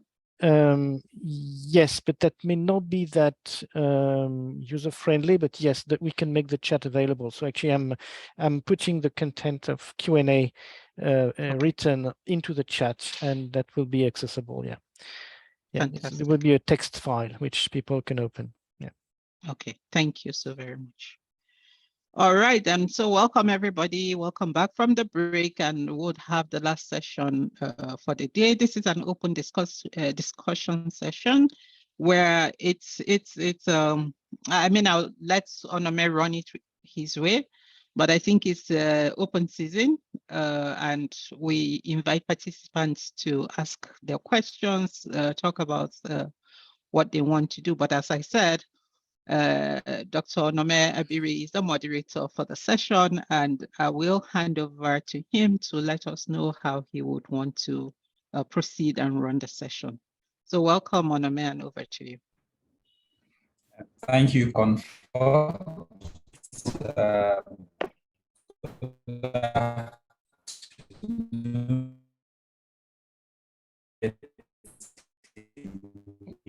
You are breaking up.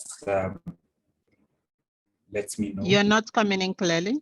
Because we know that, oh, okay, it's good that it's good. Maybe you can turn off your camera so that, yeah, if that might help. Hello, is the yes, connection it seems much better now. Okay. I think so. Okay. Good afternoon again, all. Good morning. We have the next about approximately 40 minutes to go through the open discussion, and but also more importantly, according to the agenda, to speak to tackling vaccine hesitancy among healthcare professionals and the public. So like Comfort rightly said, for this particular session, before I hand over to Dr. Wangui at 2:45, feel free to speak to the presentations by the first two presenters, that is Comfort and Madhava. And then I will set the premise for the discussion for the tackling vaccine hesitancy, particularly in our setting in Africa. So let me just provide some teasers, and then if you want to speak, just raise your hand, and then I will call people. You can unmute yourself, and then you make your contribution. So we're all aware of the fact that a lot of studies have been done in Africa and outside of Africa, looking at vaccine acceptance, vaccine hesitancy, vaccine resistance, and what are some of the factors, that are responsible for vaccine uptake in some countries and then vaccine hesitancy in some other countries. If you look at the African CDC data, you look at the COVID-19 vaccination dashboard. For Africa, for those that have been fully vaccinated, we have the percentage is about 21.2%. I think the WHO dashboard says we have about 22% of eligible people in Africa that have been fully vaccinated. So I want us to drive the discussion for the next few minutes based on, while we are making our contribution, what is the current status in your country as far as vaccine uptake, COVID-19 vaccine uptake is concerned, or not just, we cannot just, maybe not just COVID-19 vaccine uptake, you can speak maybe outside of COVID-19 vaccine uptake, but maybe we can make sure that our premises is on that. And then I want us to look at what has been done in our countries or on the continent to improve on COVID-19 vaccine uptake. And also, what are some of the factors that are fueling or driving COVID-19 vaccine hesitancy or resistance in some of our countries. Let me just give you another teaser. If you look at some of the dashboards that we have, I think the African CDC dashboard, we only have about 5 countries in Africa that have surpassed the 60% threshold for 2022 as far as COVID-19 vaccine uptake is concerned. And these are Botswana, Morocco, Mauritius, Rwanda, and Seychelles. So maybe we'd like to hear from our colleagues in these countries what they did differently from us that have not been able to even achieve 30, 40, or even 50%. And then lastly, on the discussion, I would like us to come up with recommendations for things that we need to do as maybe pharmacovigilance centers or teaching institutions, research institutions that will help to also increase on our vaccine uptake. So I think at this junction, I would like to open the floor. If you want to make a contribution, you want to make a submission, please raise your hand. And then you'll be encouraged to unmute yourself, or you'll be asked to unmute yourself, and then you can make your submission. So over to our participants or panelists, feel free to make your submissions, feel free to contribute.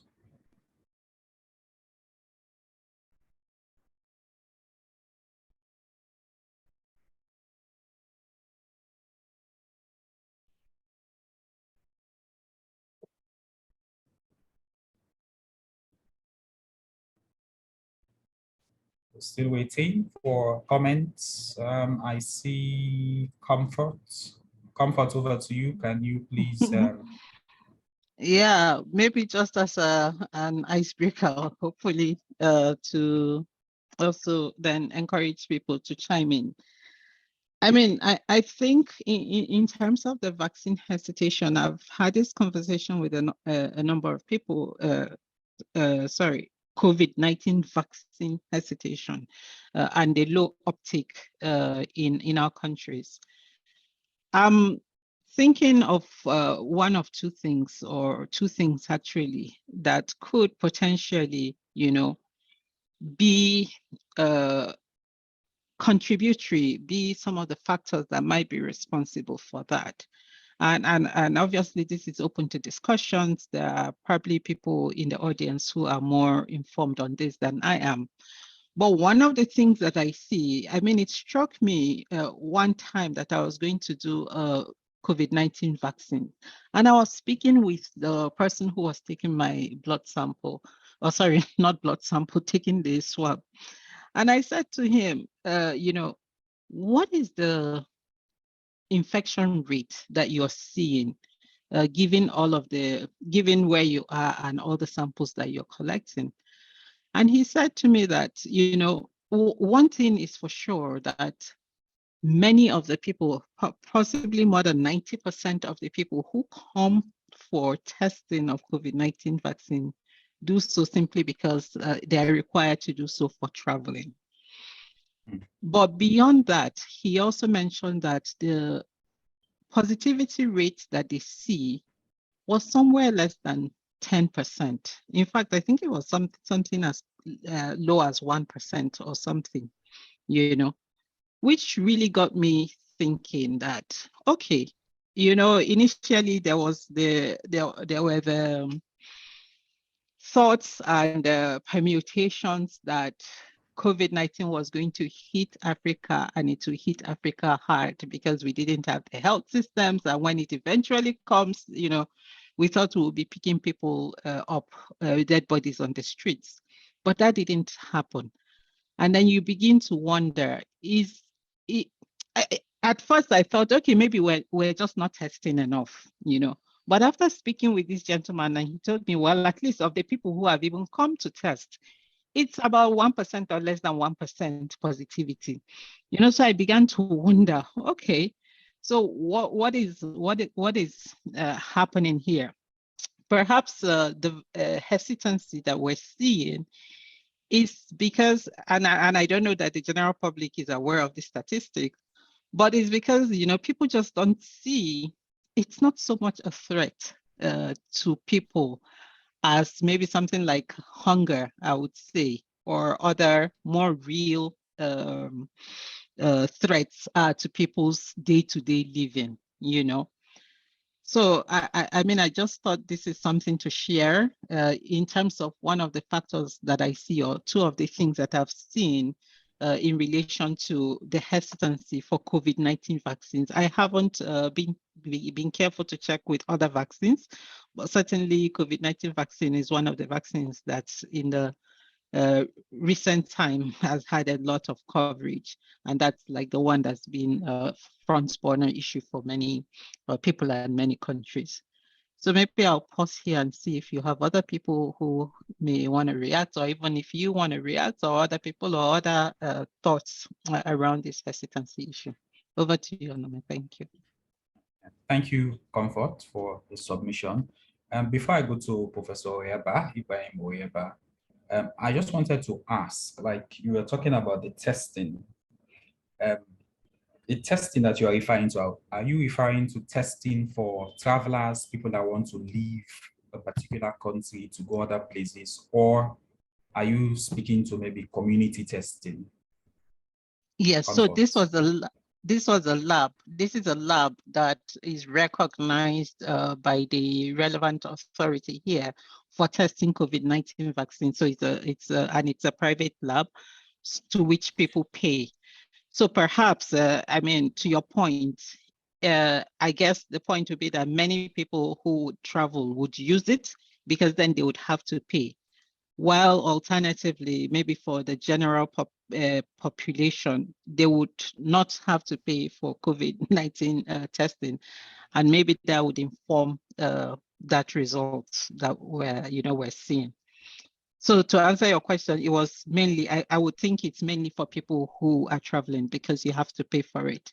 While for the general public, I think it's probably more free when you go to the government hospitals and all. Okay. Over. Yes. Thank you very much, Comfort. So I see Professor Ibrahim by your hand is up. Can you please unmute yourself and make your submission? Over.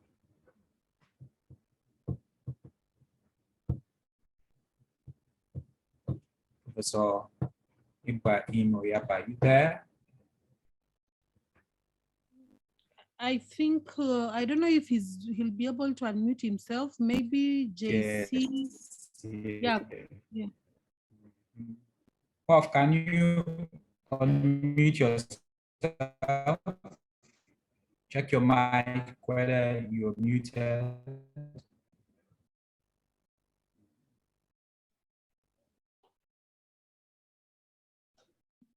I don't know where Prof. I don't know where Prof is come to. He said he can't see his mic. Christabel, can you unmute yourself? Yes, I can. Okay, so we can hear you now. I think there is. I think it is Ibrahim who also had their hand up.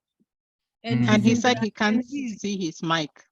So maybe. Okay. Yeah. He's allowed to talk now. He's allowed to talk. Okay. Ibrahim, please. Yeah. So okay. Thank you very much. I can now see my mic. Thank you very much. Let me congratulate the organizers for a wonderful discussion, wonderful session, very practical. I joined a bit late, but I was still able to catch one or two things. Regarding hesitancy, that is what I want to contribute about. Yes, hesitancy, one of the reasons for it is that the vaccines are perceived to be harmful because of a lot of stories here and there that people have had in the past. So people are a bit wary when you bring another set of vaccines. So it's very important to bring evidence of safety, of these vaccines. And that is why many of these researches are going on, cohort event monitoring, and a lot of data is being rolled out to prove to the world or to prove to our people that indeed these vaccines are safe. So I think we really need to go to the grassroots and talk to our people. People that are credible can actually do this work. The clergy would be very useful, and then people, opinion leaders in the community.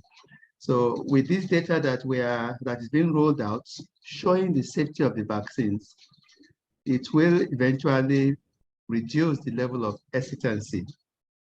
And moreover, I can see that the infection rate is on the rise again. It was formerly coming down, but in some cases, in many places now, it's going up again. So there must be a continuous, enlightenment of the community at the grassroots level, such that people can eventually appreciate the need to go for the vaccines voluntarily and get vaccinated. Thank you so much for giving me the opportunity. Over. Thank you very much, Puff, for the submission. I think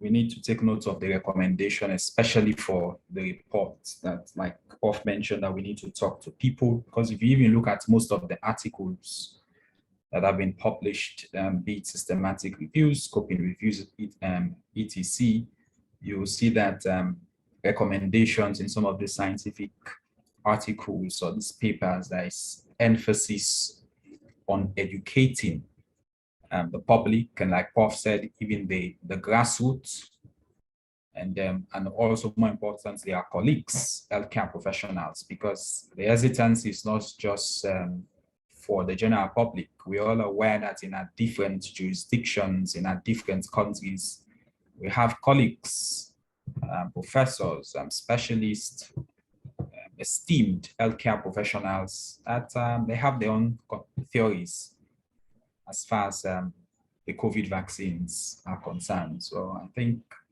we should look at how we can support, maybe ISoP can support, and even us as pharmacovigilantes can be vigilant in ensuring that we play our own role to educate people about the safety of the vaccines.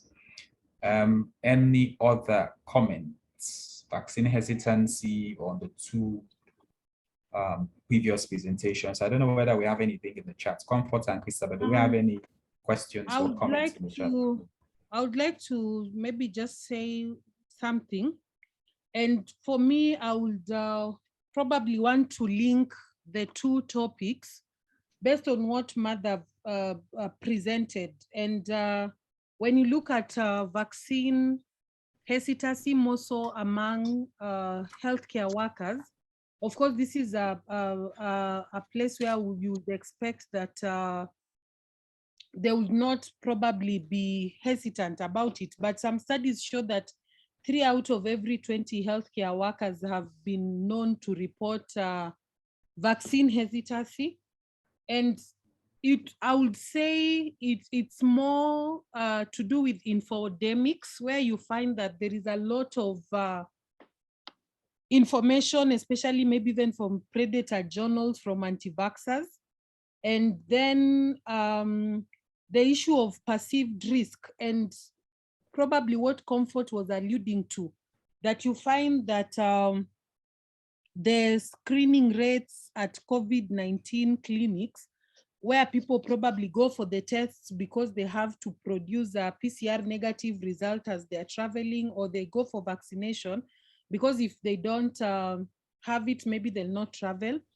And then linking it back to what Madhav was presenting and saying that it's now time for us to translate the data that we've collected into meaningful information.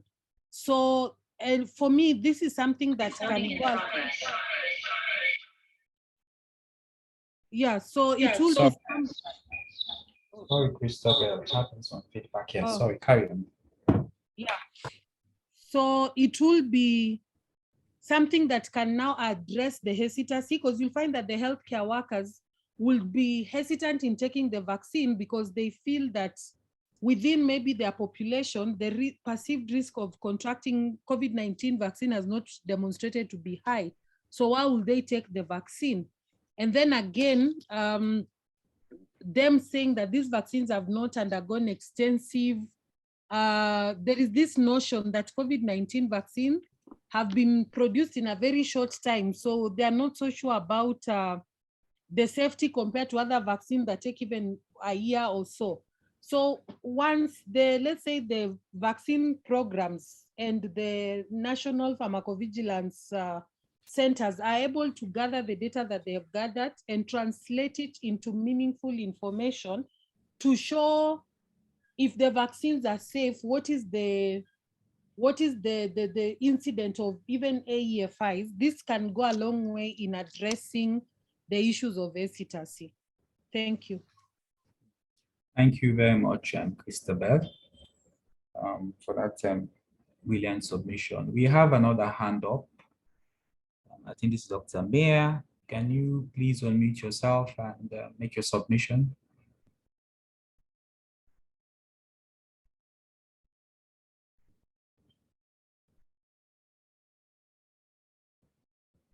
Samia, please. Oh, Dr. Mia is also saying she cannot unmute. I think this is Shane. Christoph.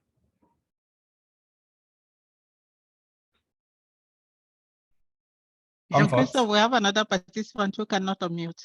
Yes. Okay, I think, can you guys hear me now?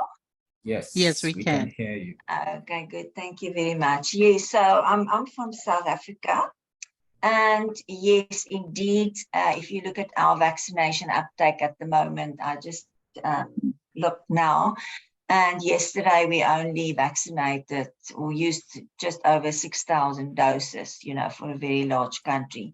So it's gone down a lot.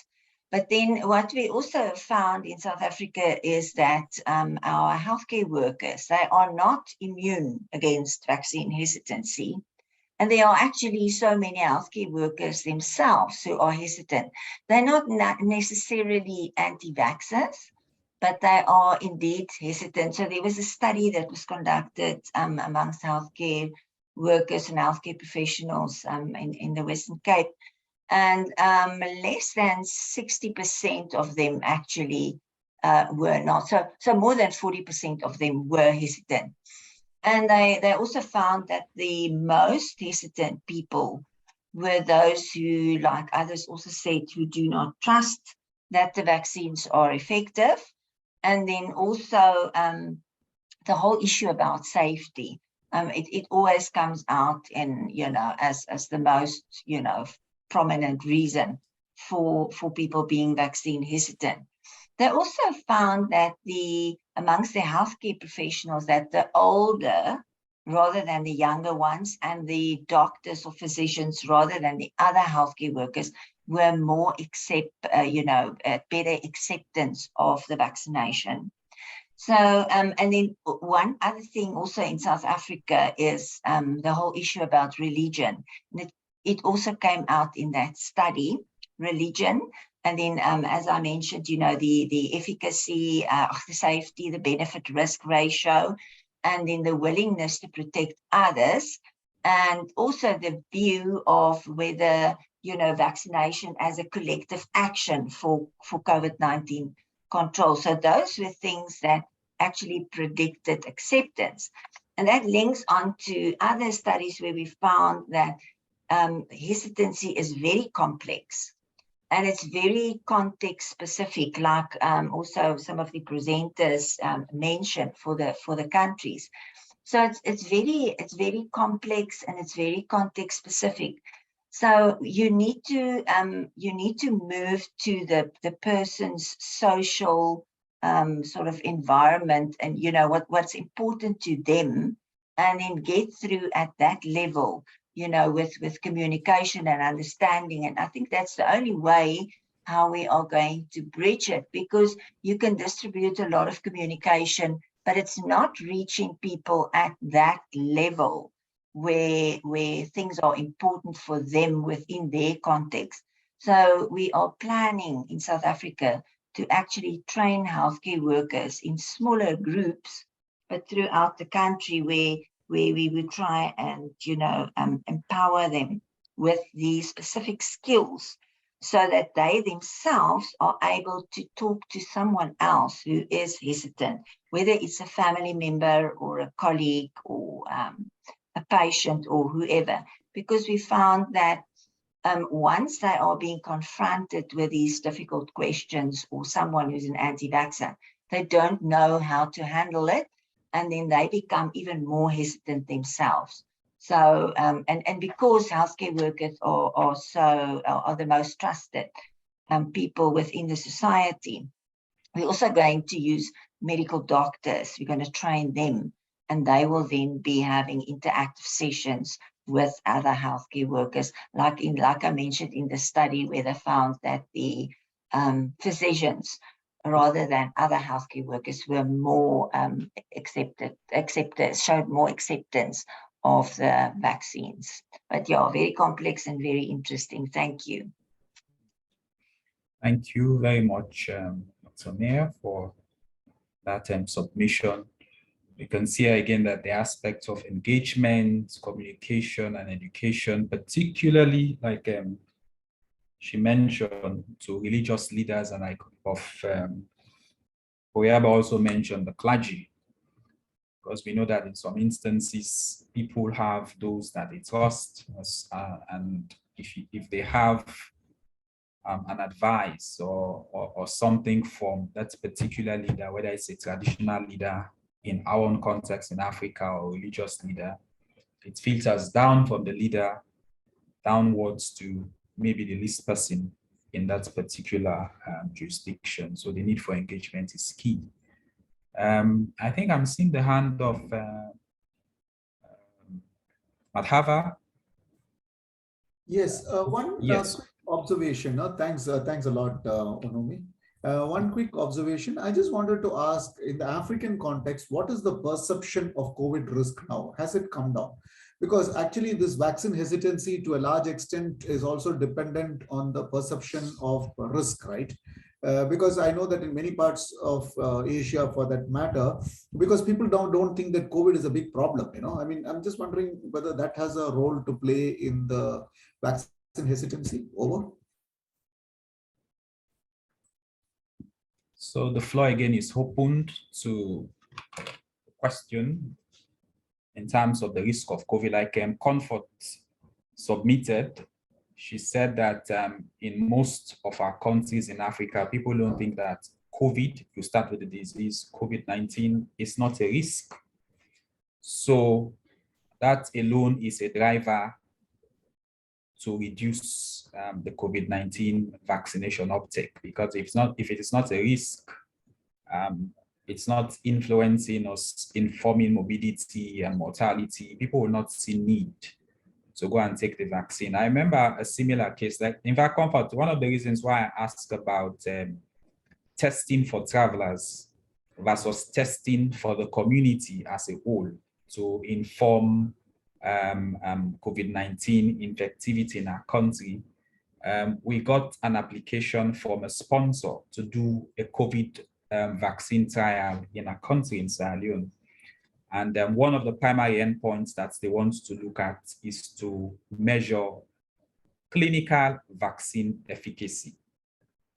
And I remember while we were speaking with the sponsor, we were saying that, well, if you look at our data in Sierra Leone, what is coming up, we don't have much cases, actual COVID-19 cases. And because of that, it will be very difficult for you to be able to measure clinical efficacy or clinical protection of the vaccine. So we are saying that you need to concentrate more on looking at the safety, reactogenicity, and then also to look at immunogenicity, immunologic correlates of protection. And some of the colleagues were saying that, well, we are not targeting the whole of Sierra Leone. We are looking at, amongst your 16 districts, we are looking at those districts where vaccine uptake is low, and also we'll use epidemiologic modeling. We've done some feasibility studies, and we are aware, like Prof. Oyaba said, that cases are on the increase.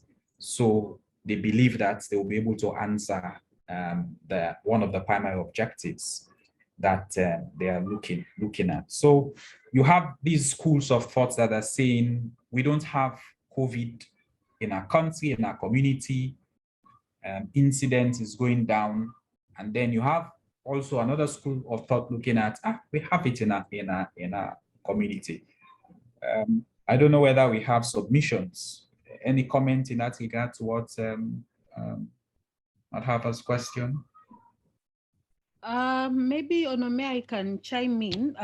Just also a scenario, like even in Kenya, when the vaccination started, the target group was, of course, healthcare workers were given a priority, being that they were looked at as a major risk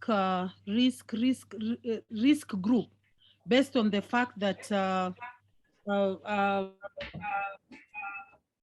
that they're the ones who are interacting with the patients. But then the uptake was low, and when you talked to most of them, they would be, why would we take the vaccine, yet the risk of infection of COVID-19 has not shown to be as high as, let's say, the way it had been reported in the European countries?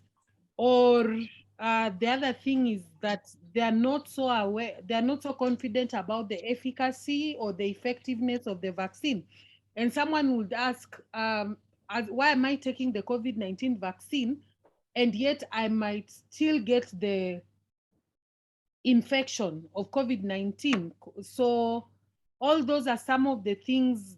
It's reality that all these things, the perceived risk, as I had mentioned earlier, can affect the uptake of vaccines among healthcare workers, where they feel like the perceived risk is low, so there's no need of taking the vaccine. And as I can see, Victoria had also posted in the chat saying that the issue of effectiveness, mainly for COVID-19, has been one of the major reasons for hesitancy amongst the healthcare workers, where they say that it does not prevent infection, therefore it deters them. And of course, people saying that let them just get the natural immunity, like let them get sick, get the immunity, and then they can go ahead. Thank you. Yeah, thank you very much, Christabel. We have a question here for Madhava. This is from Dr. Abimbola. The question is, excellent presentations. Is the AFI database useful only for local data? So we have a question in the chat. It says whether the AFI database is useful only for local data. Over to you. Yeah, thanks a lot. I think very, very interesting question, which has actually got a long answer. Now, when you look at data, what are we actually looking at? We are actually looking at data to collect information for action. That's what it is, right? Now, when you look at the data, you collect the particular data, and then you're dividing the data into two different categories. As I told you, you'll divide it into serious categories and non-serious categories. Serious categories, again, you're kind of doing the investigation. You're also doing the causality assessment. Now, when you do the causality assessment, you are dividing at the time of assessment, you're kind of categorizing it into three categories, not three, actually four. technically speaking. One of them is consistent immunization, inconsistent immunization, and indeterminate. And also there is another category called unclassifiable. Now, among the consistent to immunization, you have a category which is the programmatic errors. So, and also you have a category which is actually called immunization stress-related responses. Now, these two will involve, like if it is a programmatic error or if it is going to be a immunization anxiety-related or immunization stress-related responses, that will mean local action will be necessary. But supposing if you are turning out to, you're doing your causality assessment and then you find it's a product-related event, in that case, an action will have to be taken by the regulator. Now, that said, you have a problem here.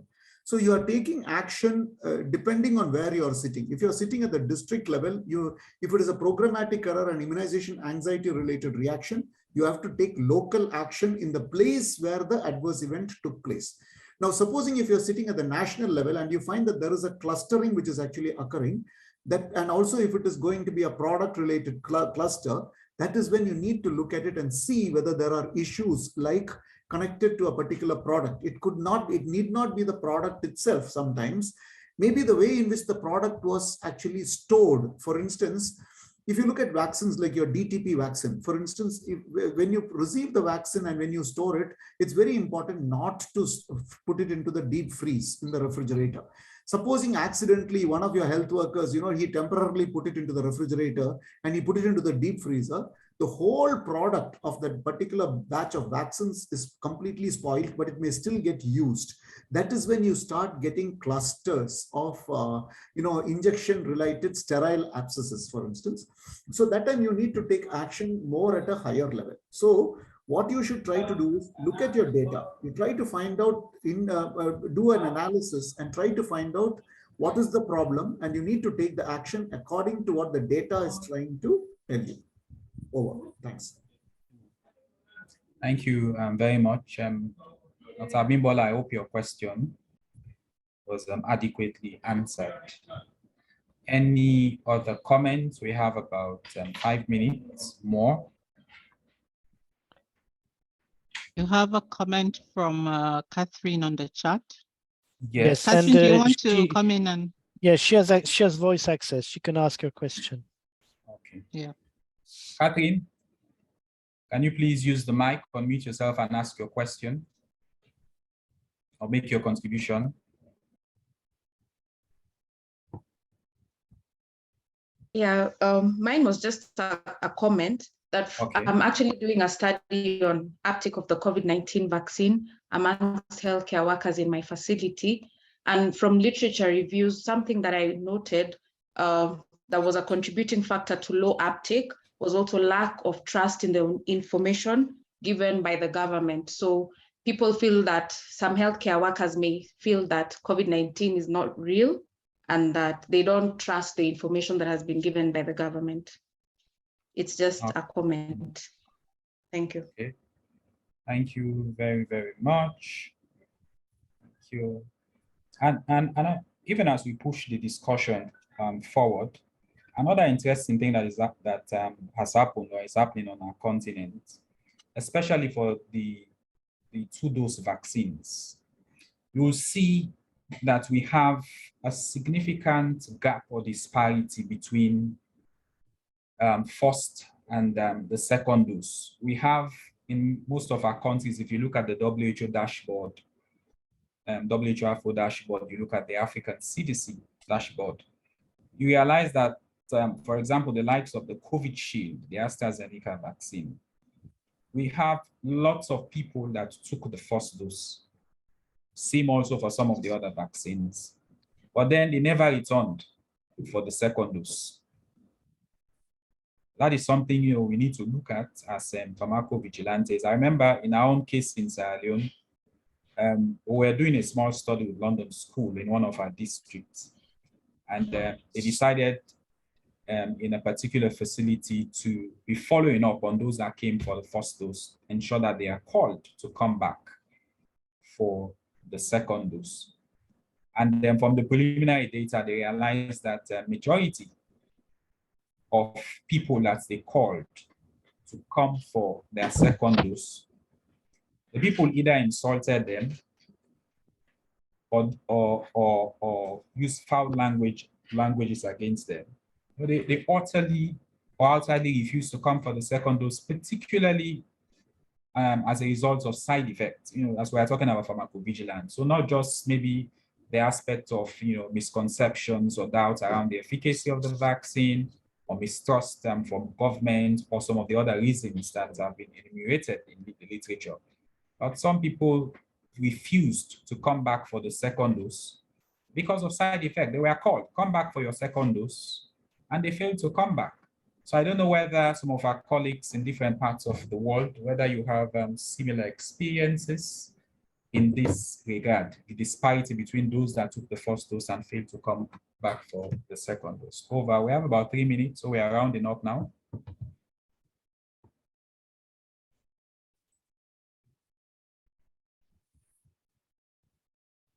Any comments? No, I just want to say, I think the last point you made is definitely spot on, especially for us as pharmacovigilantes. When I first saw that the disparity in the first and second dose, my assumption, or the first thing that came to my mind, is the fact, once again, of the reduced perceived, even further reduced perceived risk.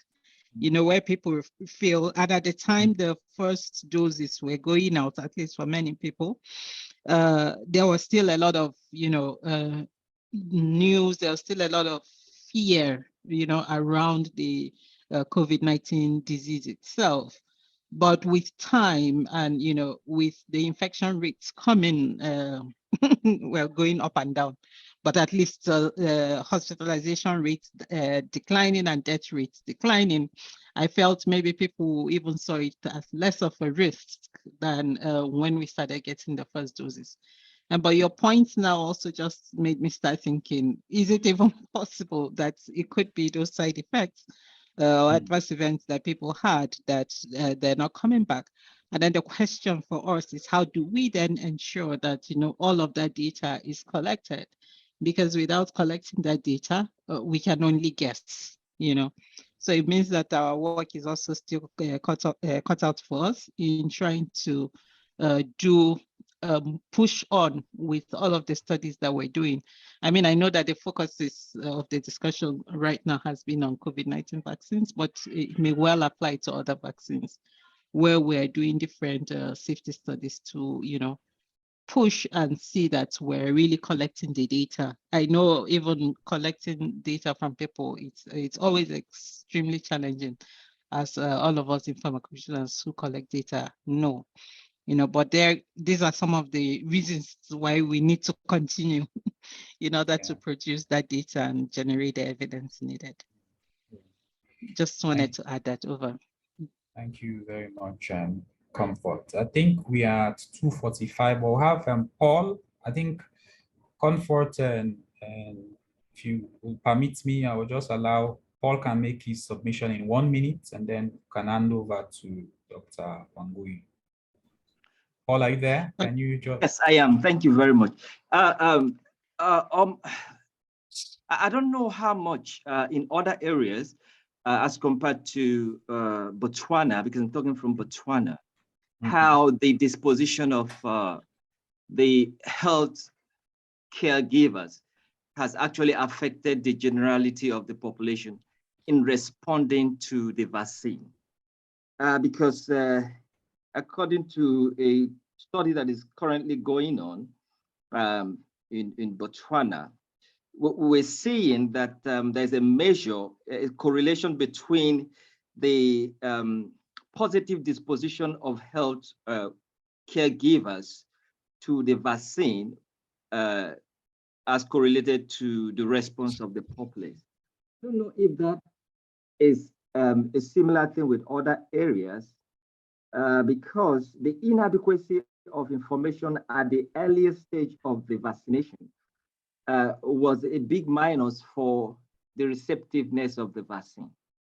Maybe we need to find out how the disposition of the health caregivers has actually affected this whole process of COVID vaccine. Thank you, Paul. As we close and as we hand over, that's an interesting question, Paul, especially from Botswana. Because if you look at the data, in fact, Botswana is one of the countries that was able to meet the 60% threshold among the 5 countries in Africa that met the target. So I think we should even be talking about learning from Botswana, how they were able to surpass the 60% threshold, and maybe even from our colleagues in Morocco and Seychelles, but we don't have time for that. But it seems like they did a very good work in Botswana. I know maybe you say 60% is still low. You need to go to 81%, 90% like the Seychelles and other parts of the world. I don't know, as I hand over, I don't know whether we have last minute comments because we're already past 2:45. Or maybe somebody will just respond to that in our closing remarks.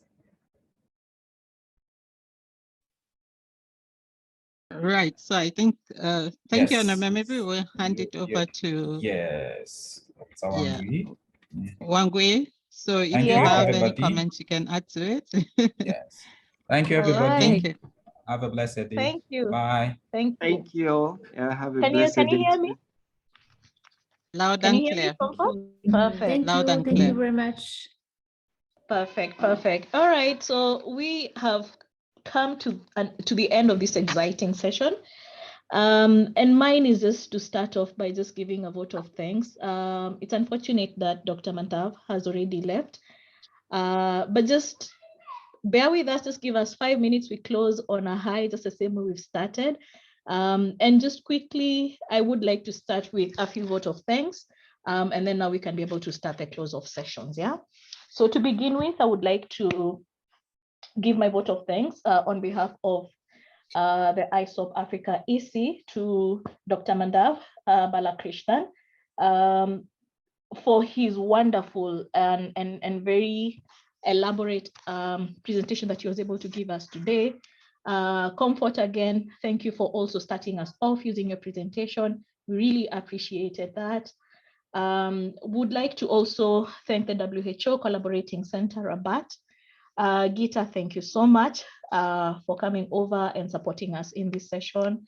Dr. Onome, wonderful, wonderful, wonderful presentation and moderation for today's session. I would like to start also by appreciating the ISoP Global team, starting with Sophie, for all the support that she's given us in broadcasting our advertisement globally from all our social media pages. We cannot close off the ISoP Global meeting without our big chief, JC Delamo. Thank you so much for all the time, for all your appreciation. I know right now it's almost 8 a.m. in Vancouver, right? Correct, yes. So I may have an additional nap, but thank you very much. You're very much welcome. So I'm sure you must have been awake from 4 a.m. just to support us. We really, really, really appreciate that. Third year in a row, keeping strong, getting better, and we thank you for all your time. I would also like to thank my core team, the entire ISoP Africa Chapter team, starting with our president, Dr. Helen. Although in absentia, she was not able to join us due to some last-minute unavoidable circumstances, but we do really appreciate her support in embarking us towards this conference. I would like to appreciate Christabel as well for taking us through the Q&A, starting us off. Comfort, our chief organizer for this particular training. I think it was, everyone can attest how well coordinated it was, you know, from looking for presenters, organization of today's event, looking for all the collaborating partners. Comfort, you are a star today and receive all our love and appreciation. Would like to thank myself as well. But all in all, the other people that I would like to support and say thanks to was our graphic designer for helping us come up with the flyers for today. And above all, our presenters, our attendees. Without you having taken the time to come and see what we had prepared for you, this would not have been a success. So we really, really thank you for taking the time to be with us, indulging us, communicating with, just extending our networks and collaboration. We appreciate for the time that you have taken. Any other person I may have missed, or any group that I may have missed, I apologize for that. But I wish to thank everyone else and say thank you. Here in Kenya, we say asante. And before we close, I would just like to make one more announcement, just to reiterate what Comfort had said at the beginning. Unfortunately, this time around, we are not providing any certification for this training. However, we really invite you to join ISoP. And how to join ISoP, just join into, just Google ISoP online and go to the member session and see, the benefits of being an ISoP member. Some of the exciting discussion. This is just a taste of what we have inside of ISoP. So we encourage every member or every person who has joined in today and is not a member of ISoP, please just hop onto the bandwagon and join us in this exciting journey of discovering pharmacovigilance. As you've seen, there is a lot that can be done in Africa in different avenues. Today was just purely vaccines, there are so many other developments and other things that are going on, and we need your support. We need everyone on board. So join us, join global. Join us, go to the global website that is isoponline.com and get all the details. One last announcement, we are planning to have an ISoP global meeting just next month. It's going to be running from 20th through to 23rd of September. We are going to be meeting at Verona, Italy. And we have a very exciting topics that are going to be discussed, things as exciting as artificial intelligence, machine learning, big data. I know that might be a bit intimidating for us here in Africa because we are still struggling with collection of data. But nonetheless, it's always interesting just to pick what is ahead of us, so that we can position ourselves appropriately, especially now that we are putting all arms to support in the AMA framework generation and implementation of it. So getting to know what is ahead of us will really help us get to know what is expected of us, Other topics of discussion, just to name but a few, is pharmacovigilance of biologics and biosimilar. We are now in that era. We've seen, again, even from the COVID vaccines, from the vaccines as well, we are dealing with biologics. They are with us. And how do we position ourselves as pharmacovigilantes, in giving the best and drawing trust even within our patients, our healthcare professionals, all our stakeholders in PV. How do we position ourselves as leaders in PV in these eras? Eco-pharmacovigilance, is another exciting topic for us, just to know what happens after the drugs have been excreted, how do they affect our ecosystems, those are just some of the really exciting topics that we're going to be discussing in ISoP, and we request you and we appeal to you, if you have not considered, please join us. It's an in-person meeting, but for the 3 days that we're going to be there, we ask you to join us. So that will be all from me on behalf of the ISoP Africa Chapter. Thank you very much. Thank you for coming. And with that, I would like to ask us we can leave at leisure. Thank you so much, Wangui. We can leave at leisure. Yeah. Jean-Christophe, so we can leave now, huh? Yes. See you guys in Verona. Thank you very much. Bye-bye. All right. Thank you so much. Bye-bye. Bye, everybody. Bye. Thank you, Onome. Thank you, everybody. Thank you, Wangui. Bye, Christabel. Bye-bye.